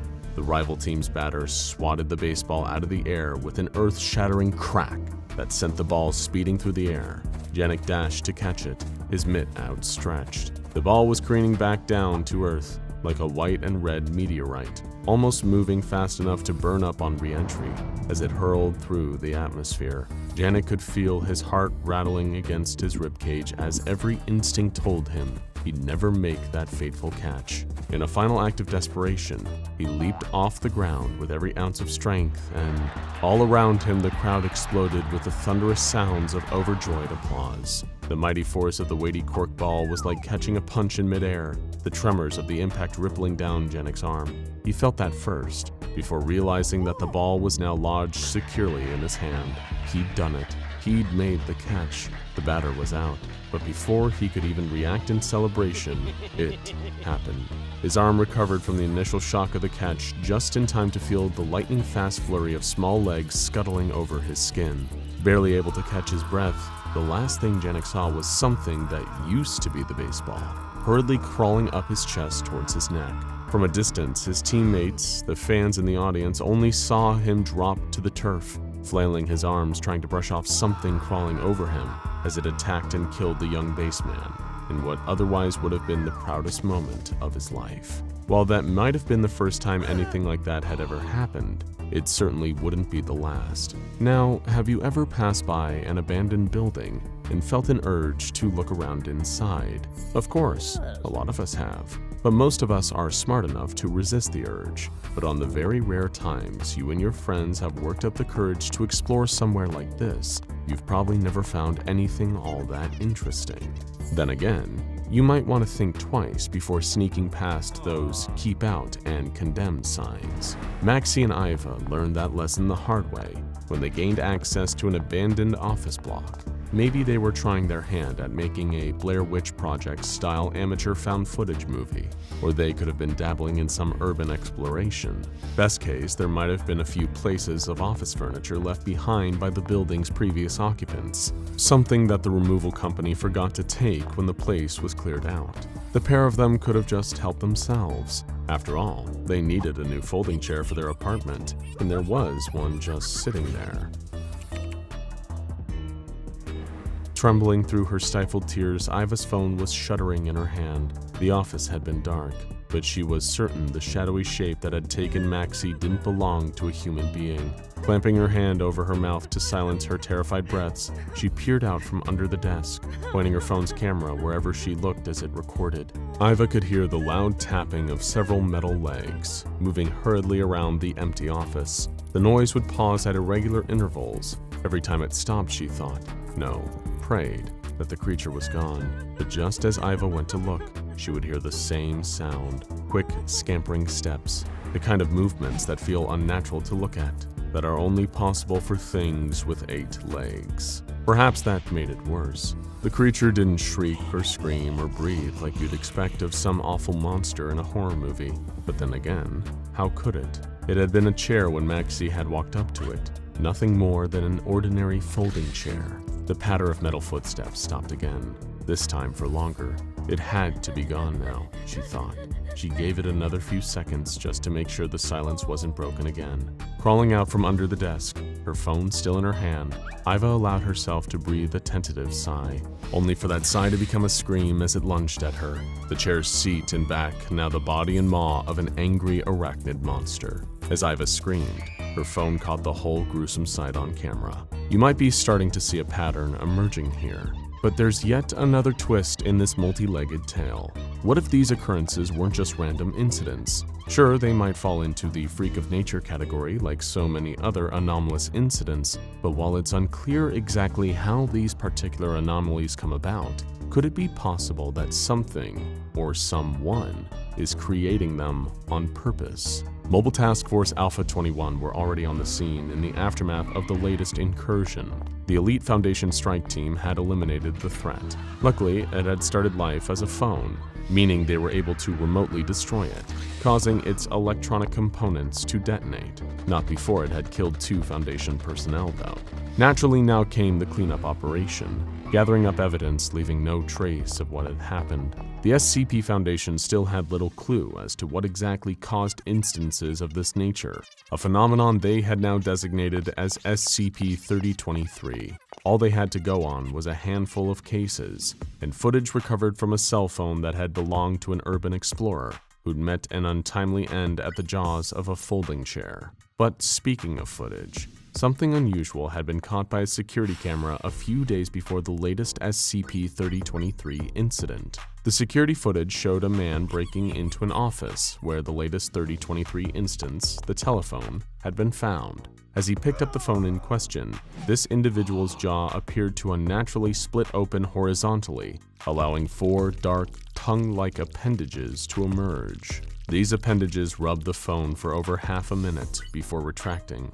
The man then returned the phone to its original place and promptly left the office. Thanks to further investigations conducted by the Foundation's forensic experts, this unknown individual was identified as Mr. Sar, the owner of a local restaurant. Naturally, MTF Alpha 21 moved in to apprehend this suspect, the only real lead as to what has been causing the multiple instances of SCP-3023 to begin occurring in Germany. However, when Sar was eventually detained, he showed next to no sign of any anomalies in his body. He claimed to have no memory of the events depicted in the security footage, had never encountered any previous SCP-3023 instance, and seemed to possess no knowledge of the strange properties he exhibited on camera. Nonetheless, the SCP Foundation was forced to detain Mr. Sar, although he never displayed any anomalous behavior ever again. Now, you might be forgiven for thinking that, with Sar held in Foundation custody, everyone could breathe a sigh of relief. But sadly, for any arachnophobes watching at home, new instances of SCP-3023 kept cropping up, in even stranger and more horrific fashion than ever before. Imagine you had a headache, and we're talking about a real killer here. One of those power drill to the frontal lobe migraines. Maybe you'd spend too much time glued to a computer screen at work, and all that blue light from your monitor scrambled your gray matter. Or perhaps last night was a pretty wild one, and after a few too many drinks, you were left feeling hungover the next morning. What's your go-to response in that situation? Obviously, you can call in sick to work, then go to your medicine cabinet or an over-the-counter pharmacy and grab some basic painkillers, paracetamol, aspirin, ibuprofen, all the things that we trust to make us feel better. not to make things even worse. To Patrick, this started as one of the most normal things in the world. Like you or I, his immediate response to finding himself suffering from a raging headache was to grab a gelatin capsule of ibuprofen. As casually and unsuspectingly as anyone would, he took the pill in hopes of quickly relieving his pain and carrying on with his day, probably even chasing it down with a quick glass of water. Only unbeknownst and unseen to Patrick, something happened the moment that ibuprofen capsule passed through his lips and went towards his throat. Something that stopped it from fully going down his throat, in fact. Much like the baseball, the folding chair, the phone, and who knows how many other unrecorded incidents, the pill had sprouted 8 spider-like legs. At first, it started as a gentle cough, like you'd expect when a capsule gets lodged in your throat. Grabbing a tissue, Patrick gave a few grunting attempts at clearing his airway. There was definitely something in there that almost felt like it was scratching. Not the kind of scratch at the back of the throat brought on by some allergies, the kind of scratching that caused Patrick to cough up blood when he put a tissue to his mouth, the kind of scratching that he could feel moving, crawling around his windpipe. Perhaps if he had more time, Patrick could have raced to the hospital and had whatever was clawing its way around his throat removed safely with that free European healthcare. Unfortunately, the thing that the capsule had turned into just as he swallowed it wasn't that kind. Racked with unimaginable pain, Patrick was writhing and spluttering uncontrollably, his mouth filled with more bile and blood than saliva at that point. The scratching was moving, and not down towards his esophagus towards his stomach. It was going outwards, burrowing through the insides of his neck until it reached his spinal cord. By that time, the little ibuprofen capsule-sized instance of SCP-3023 came crawling out from the back of his neck. Patrick was already dead. Let's say you were aware of this, of all these strange happenings, seemingly ordinary everyday objects turning into angry, aggressive spiders. Obviously, the Foundation might want to have a little chat with you about how you came across such information, but for the sake of argument, imagine you did know. You might think the smart idea would be to leave. After all, SCP-3023 instances are only known to occur in a specific region of central Germany, neatly situated in the middle of Leipzig and Dusseldorf. So you might think that it's time to up sticks and leave that area. Maybe even leave Germany altogether. Just hop in your car and drive to safety. If only it were that easy. A family of 4 was cruising down the Autobahn in an SUV. Just another car on the packed highway. Exhausted after hours on the road, Matteo and Nina sat quietly up front, making sure they didn't wake their son and daughter, both asleep in the rear passenger seats. The car was picking up speed, about to pass 70 miles per hour as it gradually carried them home, although it wasn't going to get them all the way back. The screech of twisting metal woke both sleeping kids up screaming, their parents equally shocked at the sudden noise. The car lurched and buckled, like something had collided with it. But this was no ordinary traffic accident. Without any rhyme or reason, the front of their SUV warped itself into the distinctive shape of a cephalothorax, while the rear turned into what looked like an abdomen. As the car shifted and reshaped around them, the grinding of metal as auto parts became huge metal legs. Matteo, Nina, and their children were still trapped inside, never to make it out. But the creepy crawly carnage wasn't just contained inside the car. The newly born arachnid abomination hurtled its way down the Autobahn, managing to maintain its speed. Other drivers swerved and slammed on their brakes to avoid hitting the creature they couldn't even believe was scuttling hurriedly along the highway. Unfortunately, this led them to careening into other cars, smashing headfirst into a pileup that claimed the lives of 41 people. Not that the SCP Foundation would ever admit it. With one of their facilities only 250 meters away, they were quick to dispatch an airstrike to deal with the spidery SUV once it became clear that Mobile Task Force Alpha 21 couldn't contain it. Across the board, anything capable of sprouting 4 pairs of spindly legs and crawling towards you with the intent to kill tends to rack up quite the body count. But dealing with bodies are some people's business. That was the case for Lucas, a newly qualified coroner. After passing years of training, he was working with the local police department, performing autopsies and examining bodies to help them with their investigations. Sure, it may not have been the most glamorous profession, but Lucas could sleep soundly, knowing that he'd never get hurt by a dead body. A John Doe, a body that hadn't yet been identified, had just been brought in after police had found him on the side of the road. Lucas thoroughly washed his hands, put on his gloves and scrubs, along with the rest of the autopsy team. He'd sat in on at least a dozen of these procedures, studied the relevant process and techniques. Everything had prepared him for the job of figuring out how someone had died. But not even the most experienced medical examiner could be prepared for what happened next. Taking the lead, Lucas began by making the primary incision into the cadaver's chest. It always reminded him of a particular scene in The Thing, where a character's stomach opened up and became a maw of frightening teeth, revealing them to be the titular shape-shifting alien. That thought was quickly shaken away when suddenly, to Lucas's surprise, the body lurched violently on the examining table. Not everyone expects dead bodies to be able to move, and while it might be rare, it's also not impossible. Any number of things can cause someone's remains to move after death: muscles atrophying or spasming, the body filling up with gas as it breaks down. Of course, any coroner would expect these movements to have subsided by the time someone reaches the autopsy room. Caught off guard by the sudden violent movement, Lucas stepped away, dropping his scalpel. His panting breath warmed his face beneath his surgical mask as he stared for a moment, waiting to see if the body moved again.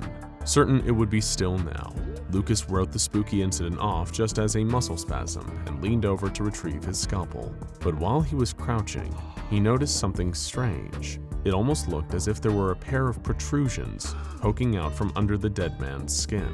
Walking around the other side of the table, Lucas found two more similar lumps at the body's abdomen, almost as if something was inside, ready to force its way out. Without warning, the John Doe suddenly moved again on the examining table, only this time, it didn't stop. Lucas couldn't believe his eyes. The man's face was still, frozen in the same dead expression, but his arms and legs were thrashing and writhing around as if he was somehow still alive. 4 extra limbs suddenly burst from the sides of the cadaver, and the now 8-legged creature reared itself up, leaping towards a member of the autopsy team. It scuttled and skittered around on its new appendages while Lucas watched in horror. Blood-curdling screams filled the autopsy room as he bolted for the door. Lucas raced down the corridor. The coroner dared not looking behind him while sprinting through the city mortuary. Behind him, he could hear the thudding of the spider's multiple limbs right at his heels. Out of the corner of his eyes, right on the edge of his peripheral vision, he could see the massive legs scuttling towards him. Maybe he would get out, run all the way to safety before the spider was upon him. But how can you hope to outrun something with 8 legs when you only have 2? The most important thing to remember is that while any unsuspecting inanimate object near you might suddenly decide to become an angry spider, the chances of it happening are very, very low. But especially if you happen to be in central Germany, those chances are never 0 either. Spiders. Spiders everywhere, covering every inch of the containment site, entombing screaming researchers in webs and crawling all over them. How did this happen? Let's rewind. We regret to inform you the break room is closed today. There is currently a spider loose in the facility. Researcher Yuri craned his neck to look past the line of personnel that had gathered in the hallway, reading the sign hastily scrawled on a piece of paper from the photocopier. Behind him, he overheard a fellow researcher, Holland, complaining about the wait to get to the break room. Not in the least part pleased about the idea of spending his precious half-hour lunch break standing around in a corridor, while someone presumably stood on a table with a can of Onslaught insecticide. When Yuri instinctively corrected him that spiders were arachnids, not insects, Holland shot him a venomous glare, indicating that he already knew that.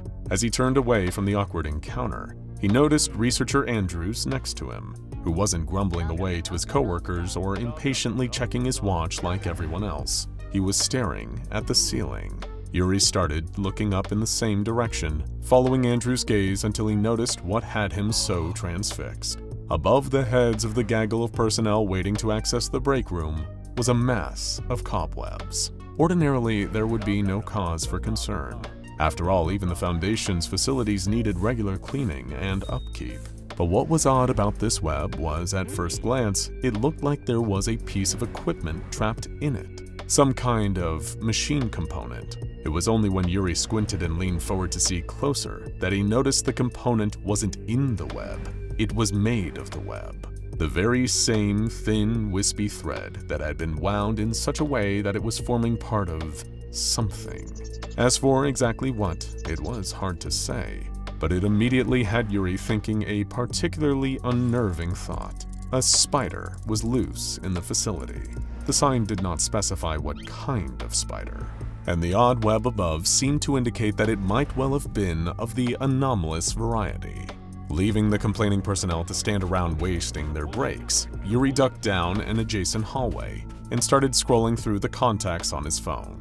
He read a file on an anomaly that caused ordinary everyday objects to suddenly transform into angry spiders, and a close respected colleague of his, Agent McGuire, worked closely with the mobile task force responsible for containing these agitated arachnids. Hearing McGuire answer the phone, Yuri immediately asked him about the current state of SCP-3023. McGuire very passively told him that everything was normal, and that no new instances had been reported in the region. SCP-3023 seemed to only affect a very specific area of central Germany, right in the middle of Hanover, Leipzig, and Kassel.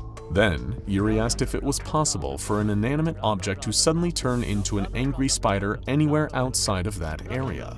For example, in the break room. Immediately, his brain conjured up the image of the billiards table with 8 spindly spider legs erupting out from beneath its green surface, angrily crawling all around the room, waiting for the break room door to open and all the impatient personnel to come flooding in. McGuire told him what SCP-3023 instances did to any living thing they came into contact with, and it sure wasn't pretty. From the other side of the line, Agent McGuire reassured researcher Yuri that there had never been any reported instances involving SCP-3023 outside of Germany. When Yuri followed that up with the question of whether or not there were any currently in containment, the MTF Alpha 21 operative replied that all instances were normally destroyed on contact. The answers put the panicked researcher at ease, long enough for him to calmly apologize to his friend and thank him for his time before hanging up the phone. That was when the lights went out. An alarm started to sound, bellowing from deep in the heart of the facility and reaching outwards, like the strands of a web. The sound denoted one horrible thing. There had been a containment breach. As the blood-red emergency lighting blinked on, Yuri rushed back the way he'd come, expecting to see the same huddle of personnel near the break room, expecting one of them might know exactly which SCP had made it out of containment. The sight waiting for him was far worse. As he approached the hallway, he heard the overlapping screams of his colleagues. Researcher Andrew came dashing around the corner, his wiry frame sending him barreling past Yuri before he could even ask what was going on. Then, from around the corner, Researcher Holland could be seen clawing his way along the floor, yelling for someone to help him. There were spiders all over him. Thousands of them. The sheer number of them crawling over his body made them look almost like a formless mass that was slowly pulling him back down the corridor towards the break room. Yuri dashed forwards, intending to grab Holland's hand and pull him to safety. But before he could get close enough, the other researcher had been taken by the spiders. That was when Yuri turned the corner and saw the full extent of the containment breach. Spiders everywhere. Crawling all over the floor, spiders. Climbing up the walls, spiders. Dangling from the ceiling by threads, spiders. A number of lumps on the ground were writhing and thrashing, but so covered in spiders that it took Yuri a second to realize who was underneath. The other personnel, each of them trying to brush away the spiders that were coating their bodies and dragging them off to who knows where. Under the blinking red of the emergency light, the spiders made the hallway look like it was alive, and illuminated what was crawling at the far side, directly opposite Yuri. The giant spider was looking right at him, each one of its numerous dark eyes looking practically demonic under the red light. It was enormous, easily at least 9 feet tall, big enough to almost fill the corridor. Keeping his eyes fixed on it out of fear, Yuri felt a slow, shaking step backwards, trying to move his legs behind him as gently as possible. If he turned to run, he'd startle the horrifying creature and probably bring it racing after him on its multiple legs. Before he could get away, he would be dragged away with the others, or worse. From the other side of the corridor, the spider's front pinchers bristled as Yuri shifted his weight onto his back foot. He hated looking at the monstrous arachnid, but forced himself to keep his eyes front, looking right at it as it looked back at him. Rear foot planted, he began to lift his other one. only to see the spider's front 2 legs extend outwards. It was reaching towards him, through the writhing mass of smaller spiders that coated the walls and floor between them. Yuri's single ice-cold bead of sweat ran down the back of his neck, under the collar of his shirt, and crawled down his back. It was impossible not to imagine it was one of the spiders. The 2 giant legs became 4 as the spider seemed to extend from its space it occupied at the other side of the corridor. Was it just stretching, repositioning, or getting ready to dash forward? Every second of uncertainty made researcher Yuri all the more terrified, noticing out of the corner of his eyes the mass of smaller spiders inching closer to him. It was like the giant was the general of an entire 8-legged horde that was making a skittering advance towards their target. The side of the hallway Yuri found himself frozen in was a corner, turning down in only one direction, only one way he could run, and one path that the spiders could follow him down. It was either move now or wait for the spiders to move first and faster. He turned heel and ran, the soles of his shoes squeaking against the floor. Behind him came the rapid thudding of 8 heavy legs hurriedly scuttling through the corridor after him. The sound began lower, on the floor, then sideways, scaling up the wall until it was above, drumming along the ceiling as Yuri forced himself not to look over his shoulder. He already knew what he would see, and the thought of it horrified him. The huge spider chasing after him from above. Pincers reared as it readied itself to lunge the moment it was close enough to catch him. Hours later, 2 agents, Jetter and Moore, were part of the cleanup crew tasked with sweeping each floor of the facility. Orange tongues of flame spat from their incinerators, clearing masses of spiders until there was no trace. Even without the hundreds of thousands of spiders crawling all over it, the facility was in dire need of repair, with chunks missing from the walls and damage all over the place. So much metal and plastic was missing. It was almost like it had just been ripped from every conceivable place, but with no debris strewn everywhere. Part of the building had just vanished. Maybe these spiders just ate all the metal and plastic they found, Moore joked. Flamethrowers at the ready, they managed to push the spiders back to their nest, expecting to find a room covered in cobwebs, possibly even with some lifeless humanoid shapes entangled in a big web. What they weren't expecting to come across was a room full of 3D printers. But then again, that was to be expected when it came to SCP-4663, otherwise known as SCP-4663. 3D printed spiders, printing printed printers, printing spider printers, printing spiders, printing printed spider printers, printing spider printers, printing spiders, printing printed printer spiders, printing spidered spider printers, printing spider printed printer printers. Long tongue-tying names aside, SCP-4663 had long been examined by the researchers of the SCP Foundation. The designation itself was given to an anomalous species of spiders that had been discovered to be indigenous to areas of Europe and certain regions within North and South America. Far from being potentially venomous or capable of transforming seemingly inanimate everyday objects into more spiders, this particular species instead displayed a natural aptitude for, well, 3-dimensional filament printing. These SCP-4663 spiders are capable of consuming anything in their path, as long as it is inorganic matter, meaning unlike non-anomalous species of spider, they don't actually feed on insects or even mammals. Instead, instances of SCP-4663 usually subsist on a diet of primarily metal and plastic. However, they don't appear to consume these for any kind of nutritional value. Through some anomalous process in their physiology, these spiders are able to convert the raw materials they consume into their threads, and rather than creating nests or webs with which to catch their prey, they utilize this byproduct to make 3D printers. Yes, you heard us right. SCP-4663 spiders use their web to make the housing and internal components of functioning 3D printers. Oh, and these printers are also alive. Referred to as SCP-4663-1, the printers created by these anomalous arachnids are separate living entities. In every physical detail, they resemble 3D printers, however do not match any of those that are commercially available for purchase. In terms of their functionality though, SCP-4663-1 instances do perform the same purpose as standard non-anomalous printers, and can be operated identically to traditional printers, although without the need for an STL file.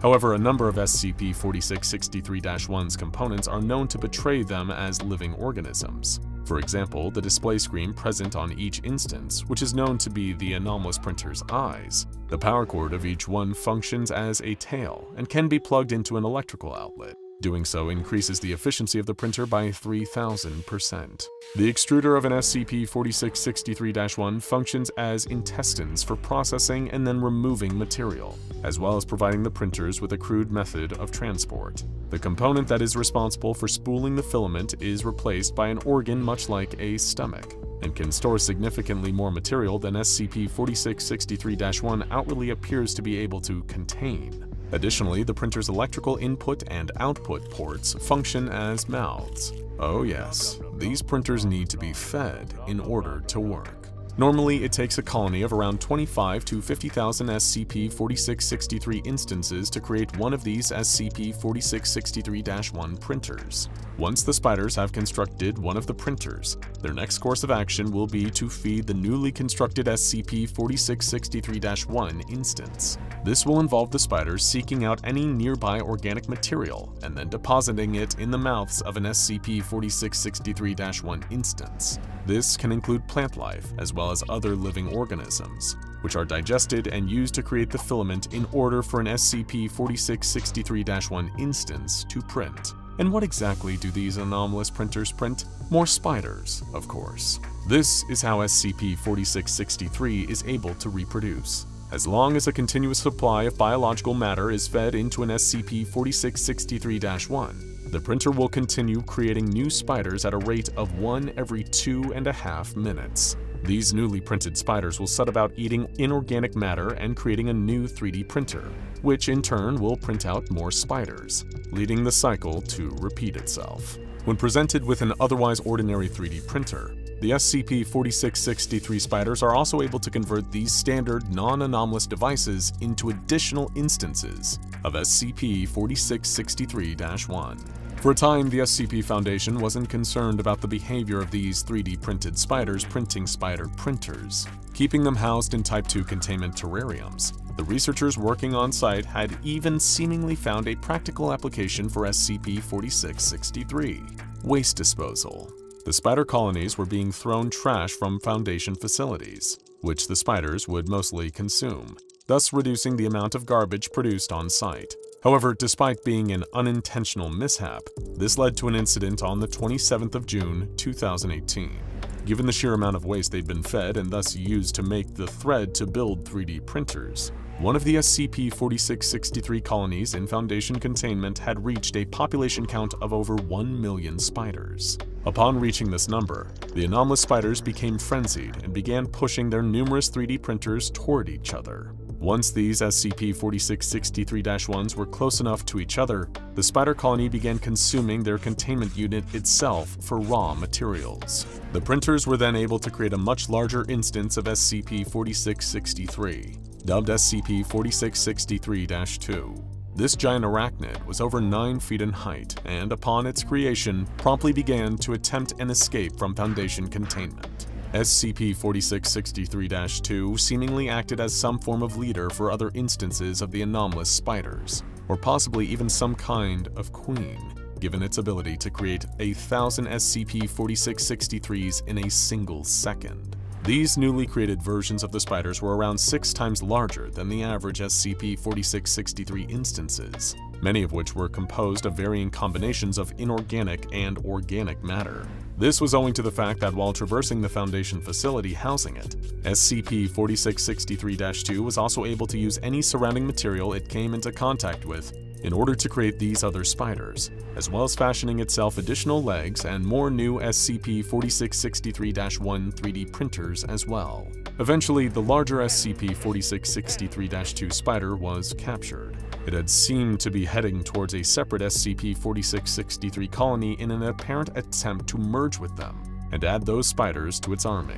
Following this breach, none of the SCP-4663 colonies that the Foundation keeps in containment are allowed to have a population bigger than 500,000. One fine morning, your distant Aunt Carol came to your family home in an almost frantic state of excitement. Carol had always been a bit eccentric, totally harmless, of course, but what you'd describe as being on the more zealous side of religious. Predictably, she wanted to ask you and your family to come to church with her. Seeing as you don't see Aunt Carol often, you and your family decide that there's no harm in indulging her. You're not an atheist family by any means. In fact, you were all raised Catholic, but it felt like it'd been forever since you last went to church. Aunt Carol wanted to show you and your family the special celebrations that went on at her church. You remember her practically grabbing you by the wrist and dragging you to the building, her eyes filled with a crazed enthusiasm. That's when you saw something incredibly strange. There were shadows moving behind the elaborate stained glass windows, thousands of tiny shadows darting around, and this low humming noise you faintly recognized. What was that noise? It was the cry of cicadas, but this was only early spring. What were cicadas doing awake at this time of year? You didn't get much time to ponder this question. In the next few seconds, you and the entire church were surrounded by heavy-duty tactical vehicles. What appeared to be a large and heavily armed SWAT team poured out of the vehicles. Unbeknownst to you, these were a mobile task force sent in by the SCP Foundation, specifically MTF Y99, also known as the Altar Boys, a specially trained group of Foundation agents used for anomalies of a religious nature. You, your aunt, and the rest of your family are rounded up to be debriefed and given amnestics. One of the last memories they took from you was the sight of Foundation agents dragging bloody bodies out of the church. As the doors opened, thousands of cicadas streamed out and disappeared into the skies. But these weren't like any kind of cicada you'd ever seen. They were beautiful. Their rainbow-colored wings reminded you of ornate stained glass. Who could have guessed that these pretty little bugs are tied to an entity very likely to bring about an XK-class end-of-the-world scenario someday in the future? The bugs, the bodies in the church, and even your aunt's incredibly strange behavior all fall underneath the umbrella of a Keter-class anomaly known as SCP-3004. But to truly understand this anomaly that was once thought to be destroyed, and the implications of it still living today, we need to go back 600 years to Ireland in the 15th century. This era was believed to be the origin of a Gaelic religious movement known as Caitlaji, or the Singers in English, a splinter sect of Druidism. But this was no fringe cult. The Singers were a mainstream religion in the British Isles for several hundred years. Its members included people of all social classes, from lowly peasants to powerful and respected figures. They mingled heavily with Christians, mostly Irish Catholics, and at some point in history came close to overtaking Christianity as the dominant religion in Ireland. So, who were these people, if they're supposedly such a large part of recent history in the area? Like most druids, their relationship with nature was a key part of their belief system. In particular, they prized an extinct species of cicada known as Cicadetta luculenta, or the stained glass cicada in English. The life cycle of birth and resurrection that the cicadas underwent fascinated the Singers, and they performed a number of holy rituals around it. One recorded ritual was the celebration of children entering adulthood that was marked by them first losing their baby teeth. But the rituals of the Singers accidentally opened some kind of door to a being from a different plane of reality, dubbed SCP-3004-1 by the Foundation. This being is an immensely powerful thought form that the Foundation believes to be a pittisphage, or faith eater. It appears to have been attracted to our universe by the rituals of the Singers, and so took a form relevant to their beliefs, namely a huge cicada, in order to feed on their faith. If things had stopped there, then this would be an almost innocent symbiotic relationship.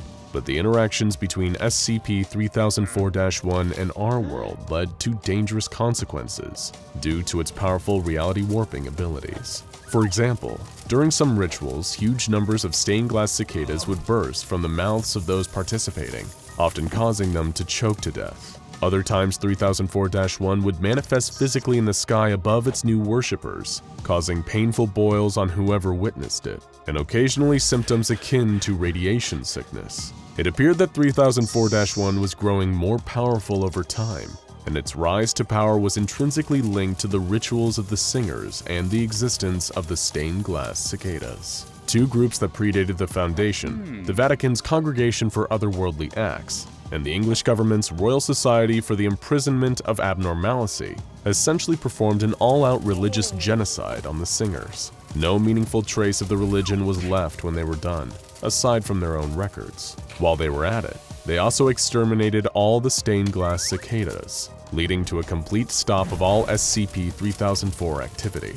It seemed like, despite the great human and ecological cost, the anomaly had been neutralized. A few centuries later, though, a series of strange cicada-related anomalous events started to occur across the United States. A strange man, seemingly made almost entirely from cicada chitin, would appear at christenings, weddings, and funerals. Each time his presence would cause the people in attendance to do and experience horrific things, and lead to legacies of hardship and death that would linger for decades. This became known as SCP-2852, or Cousin Johnny, and it should have been the first clue that the nightmare of SCP-3004 was resurfacing. But since 3004 was already archived as neutralized, nobody made the connection. Sometime later, SCP-2852 incidents ceased, and around that exact time, SCP-3004 instances started anew.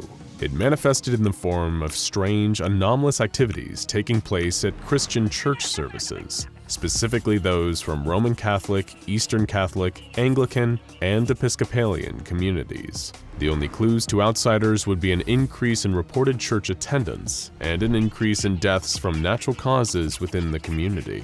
These two stats were how the Foundation first noticed something was amiss. Just as it had done with the singers centuries before, SCP-3004-1 had latched onto the beliefs and rituals of Christians and was using this new connection to harvest more faith for sustenance. The results were twofold. First, religious fervor and excitement to attend church services saw a huge increase. Secondly, the actual content of these services took a hard turn for the horrific.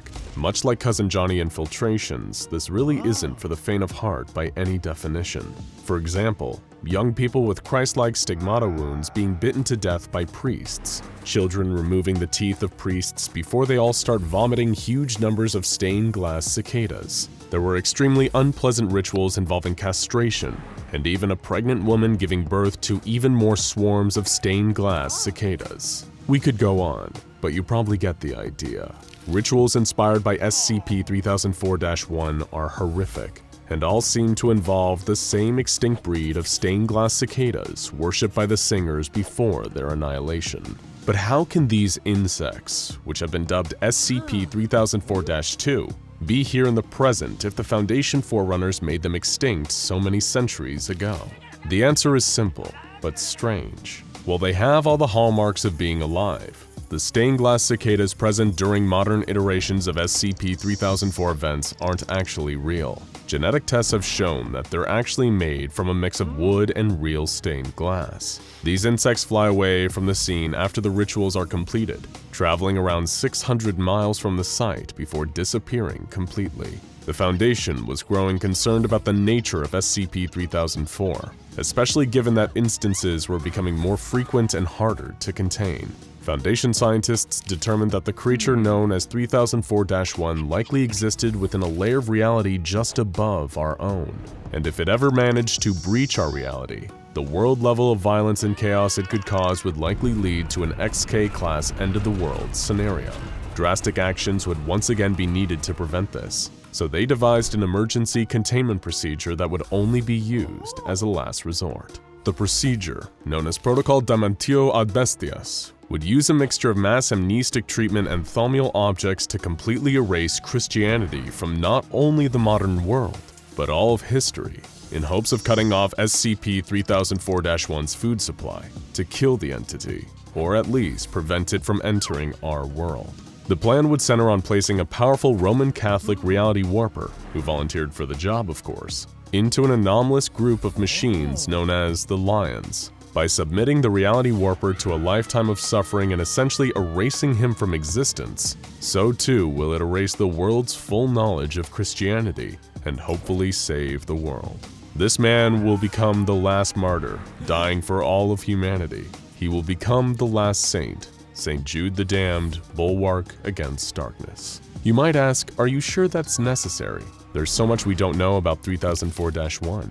Do we know for a fact that it's dangerous? Enter Agent Timothy Lutterman, a member of Mobile Task Force Sigma-25, also known as Ghostbusters. Lutterman was part of a Foundation project known as Site C Lux, using an astral projection technology that would free his consciousness from his body and allow it to travel freely between metaphysical planes. In plain English, they could use Lutterman's floating mind as a kind of spy and insert it into 3004-1's dimension. They achieved this by capturing one of 3004-1's false stained glass cicadas and releasing it again, allowing Lutterman's mind to follow it home to its master. However, what we thought would be a simple intel gathering mission turned into a complete nightmare. Lutterman found that 3004-1's dimension was entirely void, aside from the entity itself and the millions of buzzing stained glass cicadas. The entity was so huge and so complex that it physically hurt to look at. Lutterman observed that its form kept shifting, from a giant cicada to an old man to a cicada nailed to a wooden cross to an infinite mess of wood and stained glass. But even more terrifying than its physical appearance were the contents of its mind. 3004-1 forced itself into Agent Lutterman's brain, and in that moment, he finally understood it. The entity, which had no concept of metaphors, allegory, or the divide between fact and fiction, truly believed that it was the Abrahamic God depicted in the Bible, and that all Christians are lovingly worshiping it. In its rituals, it was imposing some of the bloodiest parts of the Bible onto its flock, believing that's what they wanted. All the while it fed on their faith, growing bigger and more powerful.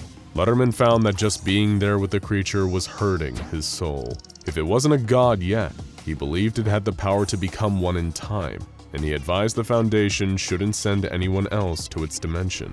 It was too great a risk to all life on Earth. Perhaps to prevent the horrible fate of all of us being destroyed by 3004-1, erasing Christianity would be a worthy sacrifice. That is, if it actually works. After all, they thought destroying the Singers would neutralize 3004 once and for all. And yet, here it is again. For all we know, we may just be prolonging the inevitable.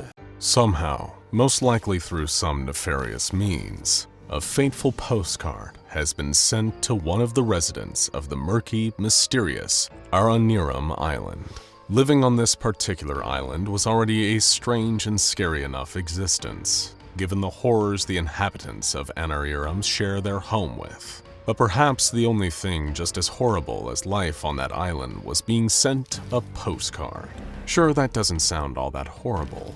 Postcards are usually used to show a corner of the world far away and extend well wishes from friends or relatives on vacations. But ordinarily, postcards don't depict a photo of SCP-096 with the words, "Wish he was there," scrawled on the other side. From its containment cell at the SCP Foundation, the Shy Guy instantly sensed that somebody, somewhere, had seen a picture of its face. Breaking down into an enraged fit of homicidal insecurity, SCP-096 immediately broke from its containment chamber and made a cross-country beeline, heading straight for Aranirum at anomalously accelerated speeds. Little did the creature or the Foundation know that the Shy Guy was being led straight into a trap, and the poor island resident who had received the chilling postcard, well, they were unlucky enough to be the bait. While the SCP Foundation started frantically trying to track down where it had gone, the Shy Guy had already made its way to a wooden cabin belonging to the unfortunate postcard recipient. Emerging from the now emptied home once the owner was no more, SCP-096 would have returned to his cell just as quickly as he left. That is, if he wasn't the only monstrous creature on the island. A loud and sudden noise caught the creature's attention, the sound of an old steam train whistle. It rang out once more, from somewhere off in the distance, but there was so much thick fog hanging in the air around Aranirum that it was almost impossible to see anything, especially with how dark it was. The second time the whistle sounded, it was closer, but there was another sound too, and not the loud chugging of a steam engine that you would expect. It was an erratic, heavy thudding, the noise of lots of somethings drumming against the ground, causing the earth itself to shudder. Legs. They were the steps of multiple huge legs crawling across the surface of the island, heading straight towards SCP-096. A third piercing whistle rang out, even closer still. This time, the orange glow of a light could be seen, dulled by the surrounding fog, but getting brighter and clearer as it came closer. The light was casting shadows against the dark fog, long, spindly shapes of spidery appendages, until before the Shy Guy's eyes, a creature of pure nightmares came bursting out of the fog. It was a monstrous sight, even to SCP-096. Its body was the red front engine of an old-fashioned steam train, hoisted off the ground by 4 pairs of enormous black, spindly, spider-like legs that propelled the beast forwards at a terrifying speed. Able to move without the limitations of needing to follow a railroad track, the monster was barreling towards SCP-096 with a twisted smile on its grotesque face. At the front of the locomotive was its circular face, with its unnaturally white eyes and a mouth that sported rows of razor-sharp teeth, all covered in blood. This hellish abomination, a being that was part steam engine and part giant spider, was the terror of Aranerum himself, the carnivorous CHOO Charles. Seeing Charles racing towards them on its 8 spider legs would be enough to make anyone freeze up and stop in their tracks out of sheer terror, and SCP-096 was compelled to do the same. Except the terrifying train creature's pale eyes were looking directly at the Shy Guy. As Charles sized the anomaly up as its next meal, he was looking at it, and that meant SCP-096 had to kill him. The question was, how could it? How could the skinny, spindly humanoid hope to even fight something like CHOO Charles? He was much bigger, even more fearsome, but as quick as Charles could move on his spidery legs, he was not faster than SCP-096. In the blink of an eye, the Shy Guy raced off shrieking and sobbing in despair, leaving Charles to continue roaming his island territory in search of other human inhabitants to terrorize. SCP-096 had retreated to some nearby woods, quick enough to move out of Charles's path somewhere it could hide, for now. But the Shy Guy could feel a familiar, painful feeling, almost pulling him back towards CHOO Charles, right back into harm's way. SCP-096 possessed an inescapable compulsion to kill anyone who looked at its face, and that seemed to include horrifying part train, part spider hybrids. It was a fact of the Shy Guy's very existence. He had to go after whoever looked at him and make them pay. In fact, it took all the creature's own strength not to instantly rush back over to Charles to try. SCP-096 knew that if it did, then there was little chance it would survive coming face to train face with the terror of Aranerum. However, while it was watching CHOO Charles from a safe distance, seeing him crawl across the landscape on his multiple legs, that SCP-096 noticed something. It was another light obscured by the fog, but this one was much higher up.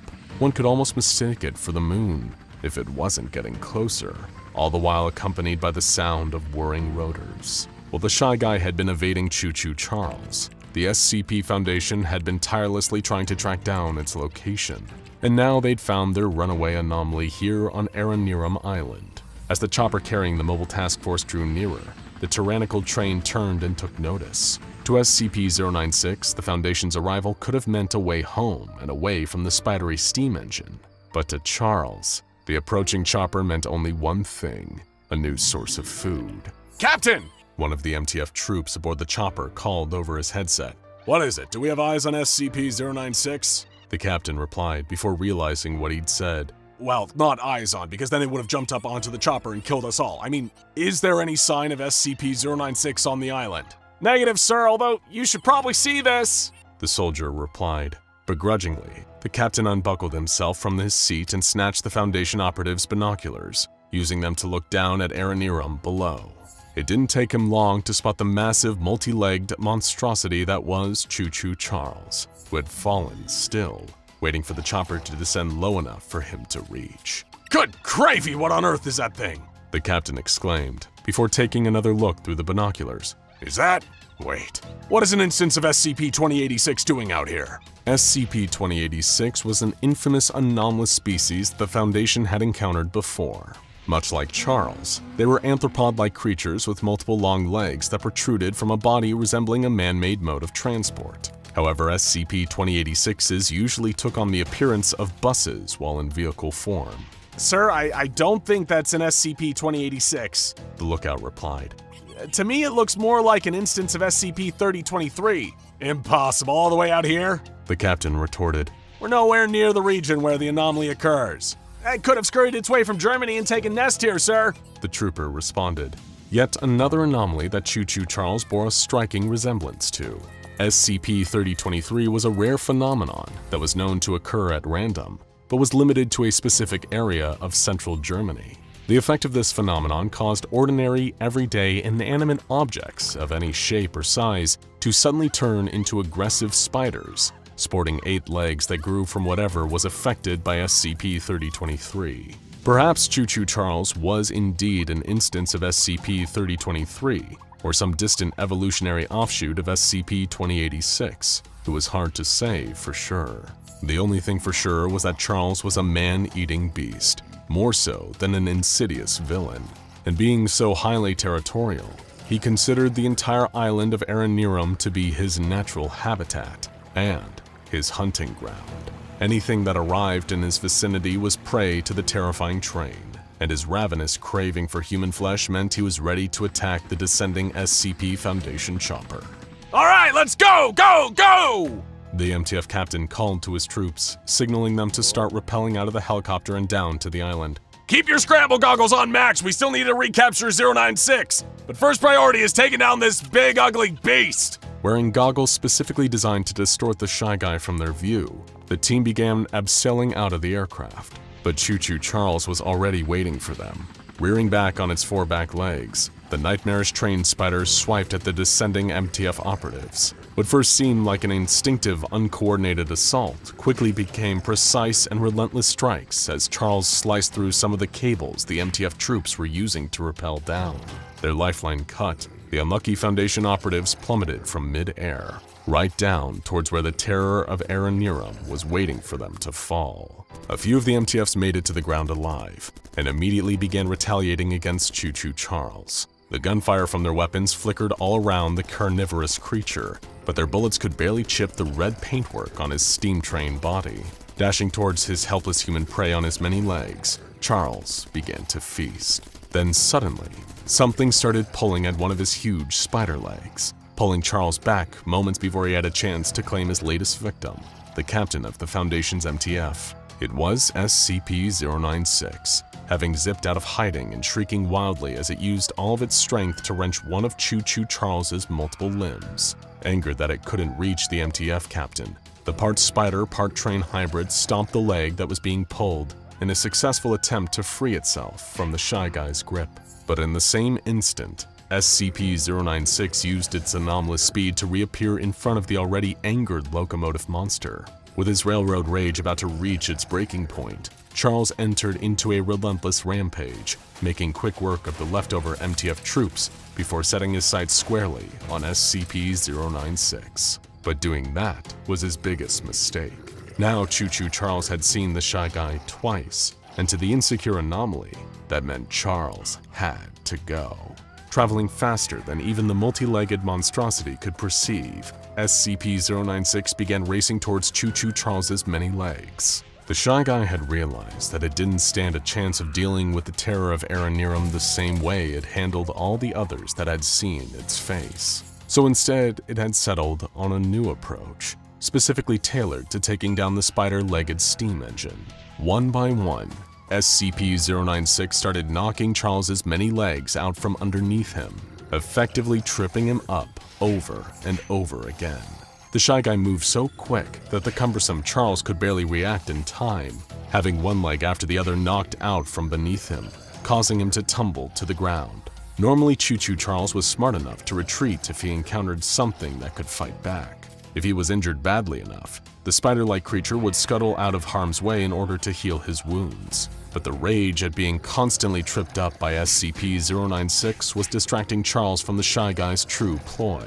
With every leg it knocked out from underneath the spidery steam train, SCP-096 had been gradually directing Charles towards a nearby gorge. With a terrifying burst of anomalous speed, the Shy Guy caused CHOO Charles to topple over sideways, rolling over himself until he landed upside down in the bottom of the rocky gorge. The multi-legged locomotive monster's spindly legs flailed desperately as he tried to reposition himself, but with no luck. SCP-096 had managed what first seemed to be impossible and beaten the terror of Araniram, CHOO Charles. Or, for now, at least.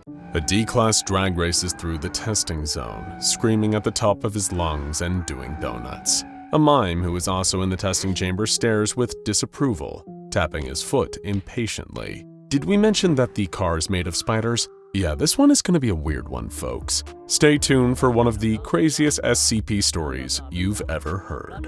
Emily had always dreamed of taking a trip to Paris. When the opportunity actually came to visit the city, she was overjoyed. She spent her time exploring art museums, tasting the bread and cheese, and walking through the city streets, taking in the sights. One of her favorite things about Paris was all of the street performers. As she walked, nibbling on a pain au chocolat, she delighted in the antics of jugglers, tossing colorful balls into the air. She gasped at the feat of athleticism and grace demonstrated by acrobats and contortionists. She giggled at the absurd shows put on by puppeteers and dabbed tears from her eyes at the sound of beautiful songs played and sung by musicians. It became part of her daily routine.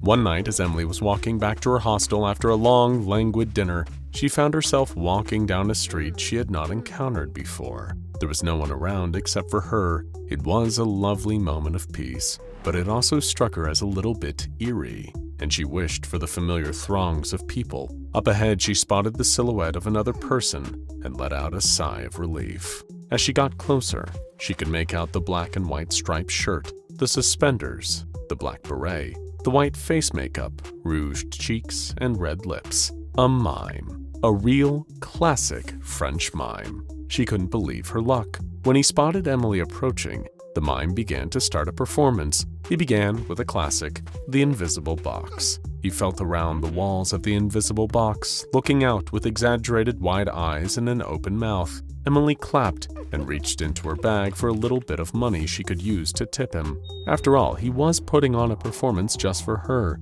He deserved it. She walked closer to the mime, looking for a place to put her tip. She didn't see one, so she held up her hand, offering the money directly to the mime. As he took notice of how close she was getting, the mime began shaking his head vigorously, eyes wide and insistent. She didn't understand that he was trying to warn her until it was too late. Dozens and dozens of spiders began to crawl over the mime's face, out from inside of his clothes, from his shoes, pouring out over the street, and crawling up onto Emily. She tried to brush them off, she tried to run away, but no matter how hard she tried, the spiders just kept coming.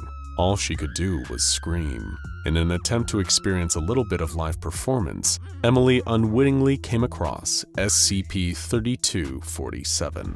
SCP-3247 is a humanoid entity standing at approximately 1.7 meters in height. It wears a striped shirt and suspenders similar to the garb of a stereotypical French mime, as well as what appears to be white makeup on its face and all other exposed skin. Though these aspects of its appearance seem as if they should be removable, the clothing and makeup are, in fact, parts of the entity's physiology and cannot be removed from its body. This is not the only unusual aspect of the entity's physical form. Though it looks corporeal and solid, the entity cannot touch or directly interact with any solid matter, with one particular exception.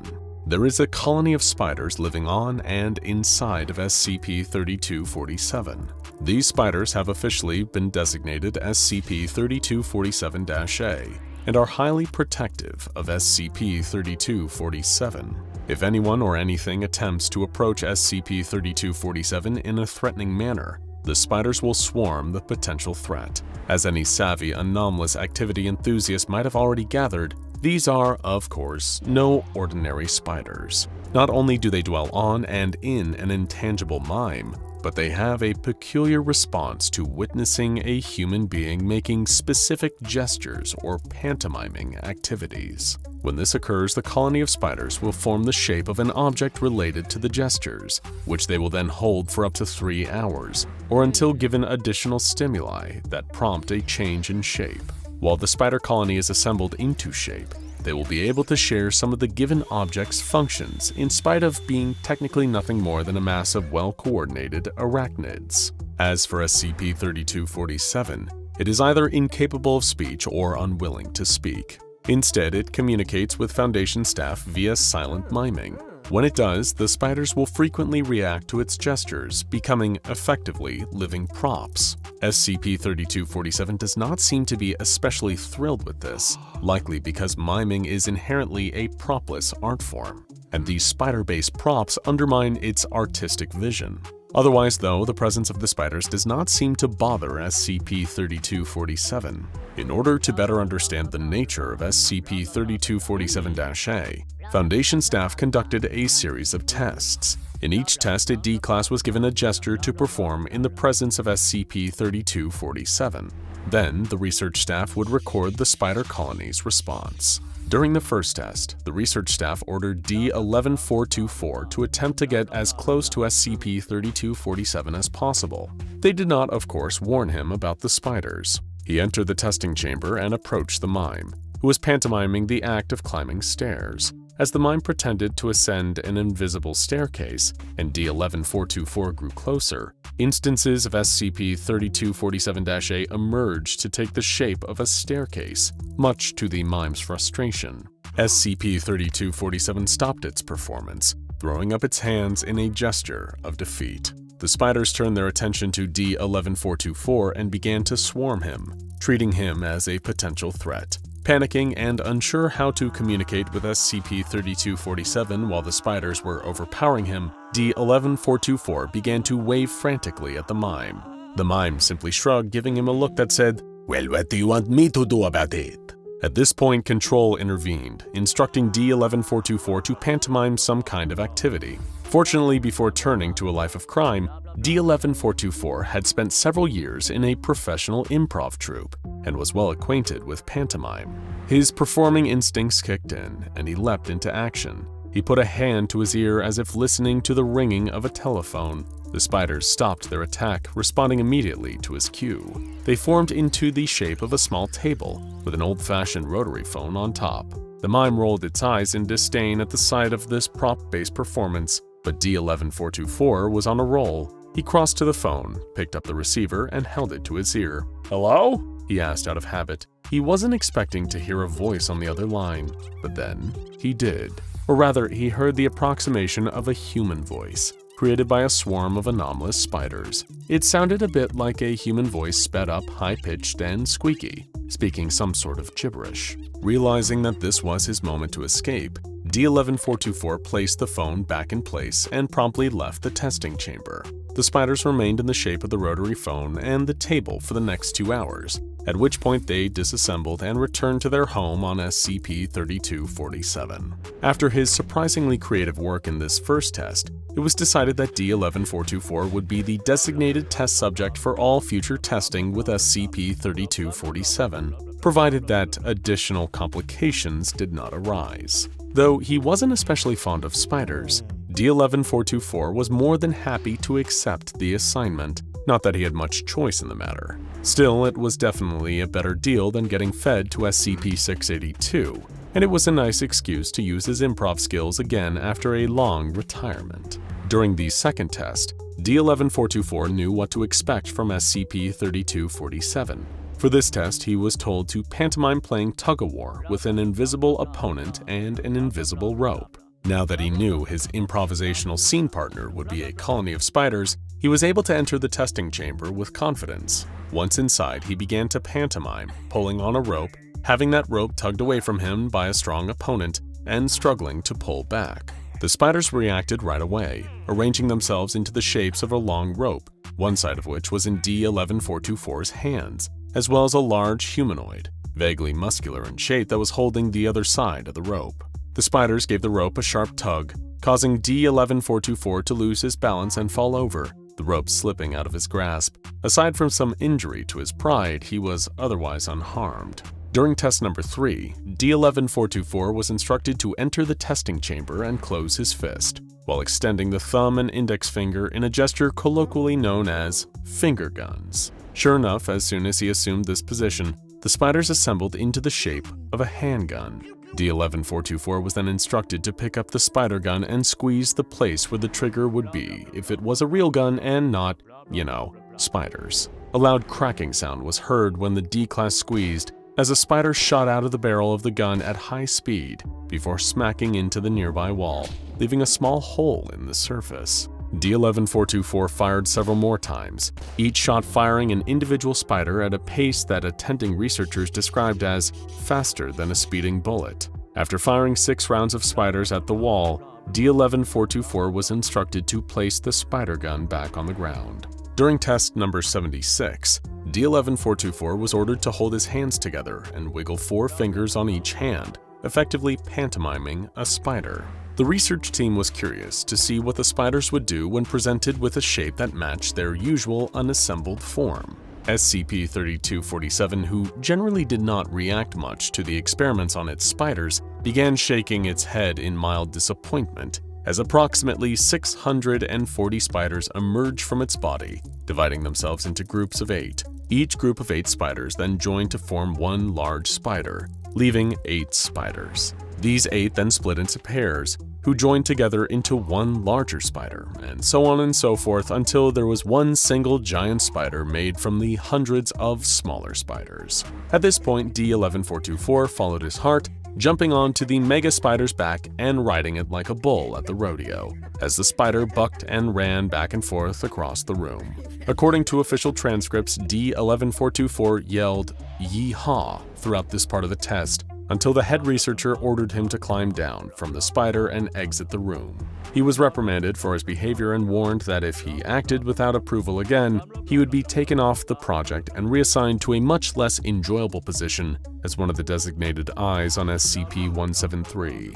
D11424 immediately agreed to comply with future instructions. During test number 133, D11424 was sent into the testing chamber and told to shadowbox. He danced back and forth across the cell, doing his best Sylvester Stallone impression and throwing punches in the general direction of the spiders. In response, approximately 3,000 spiders poured out of SCP-3247, assembling into the shadowy shape of a boxer, and began to attack D11424. The mass of spiders conducted itself at the level of a professional boxer, dodging D11424's hits before coming back at him with a jab, cross, lead uppercut, and rear uppercut before he could defend himself. D11424 fell to the ground unconscious, and guards were forced to interrupt the test in order to remove him from the room and take him to the infirmary for medical treatment. After taking some time to recuperate, D11424 returned to testing with SCP-3247-A.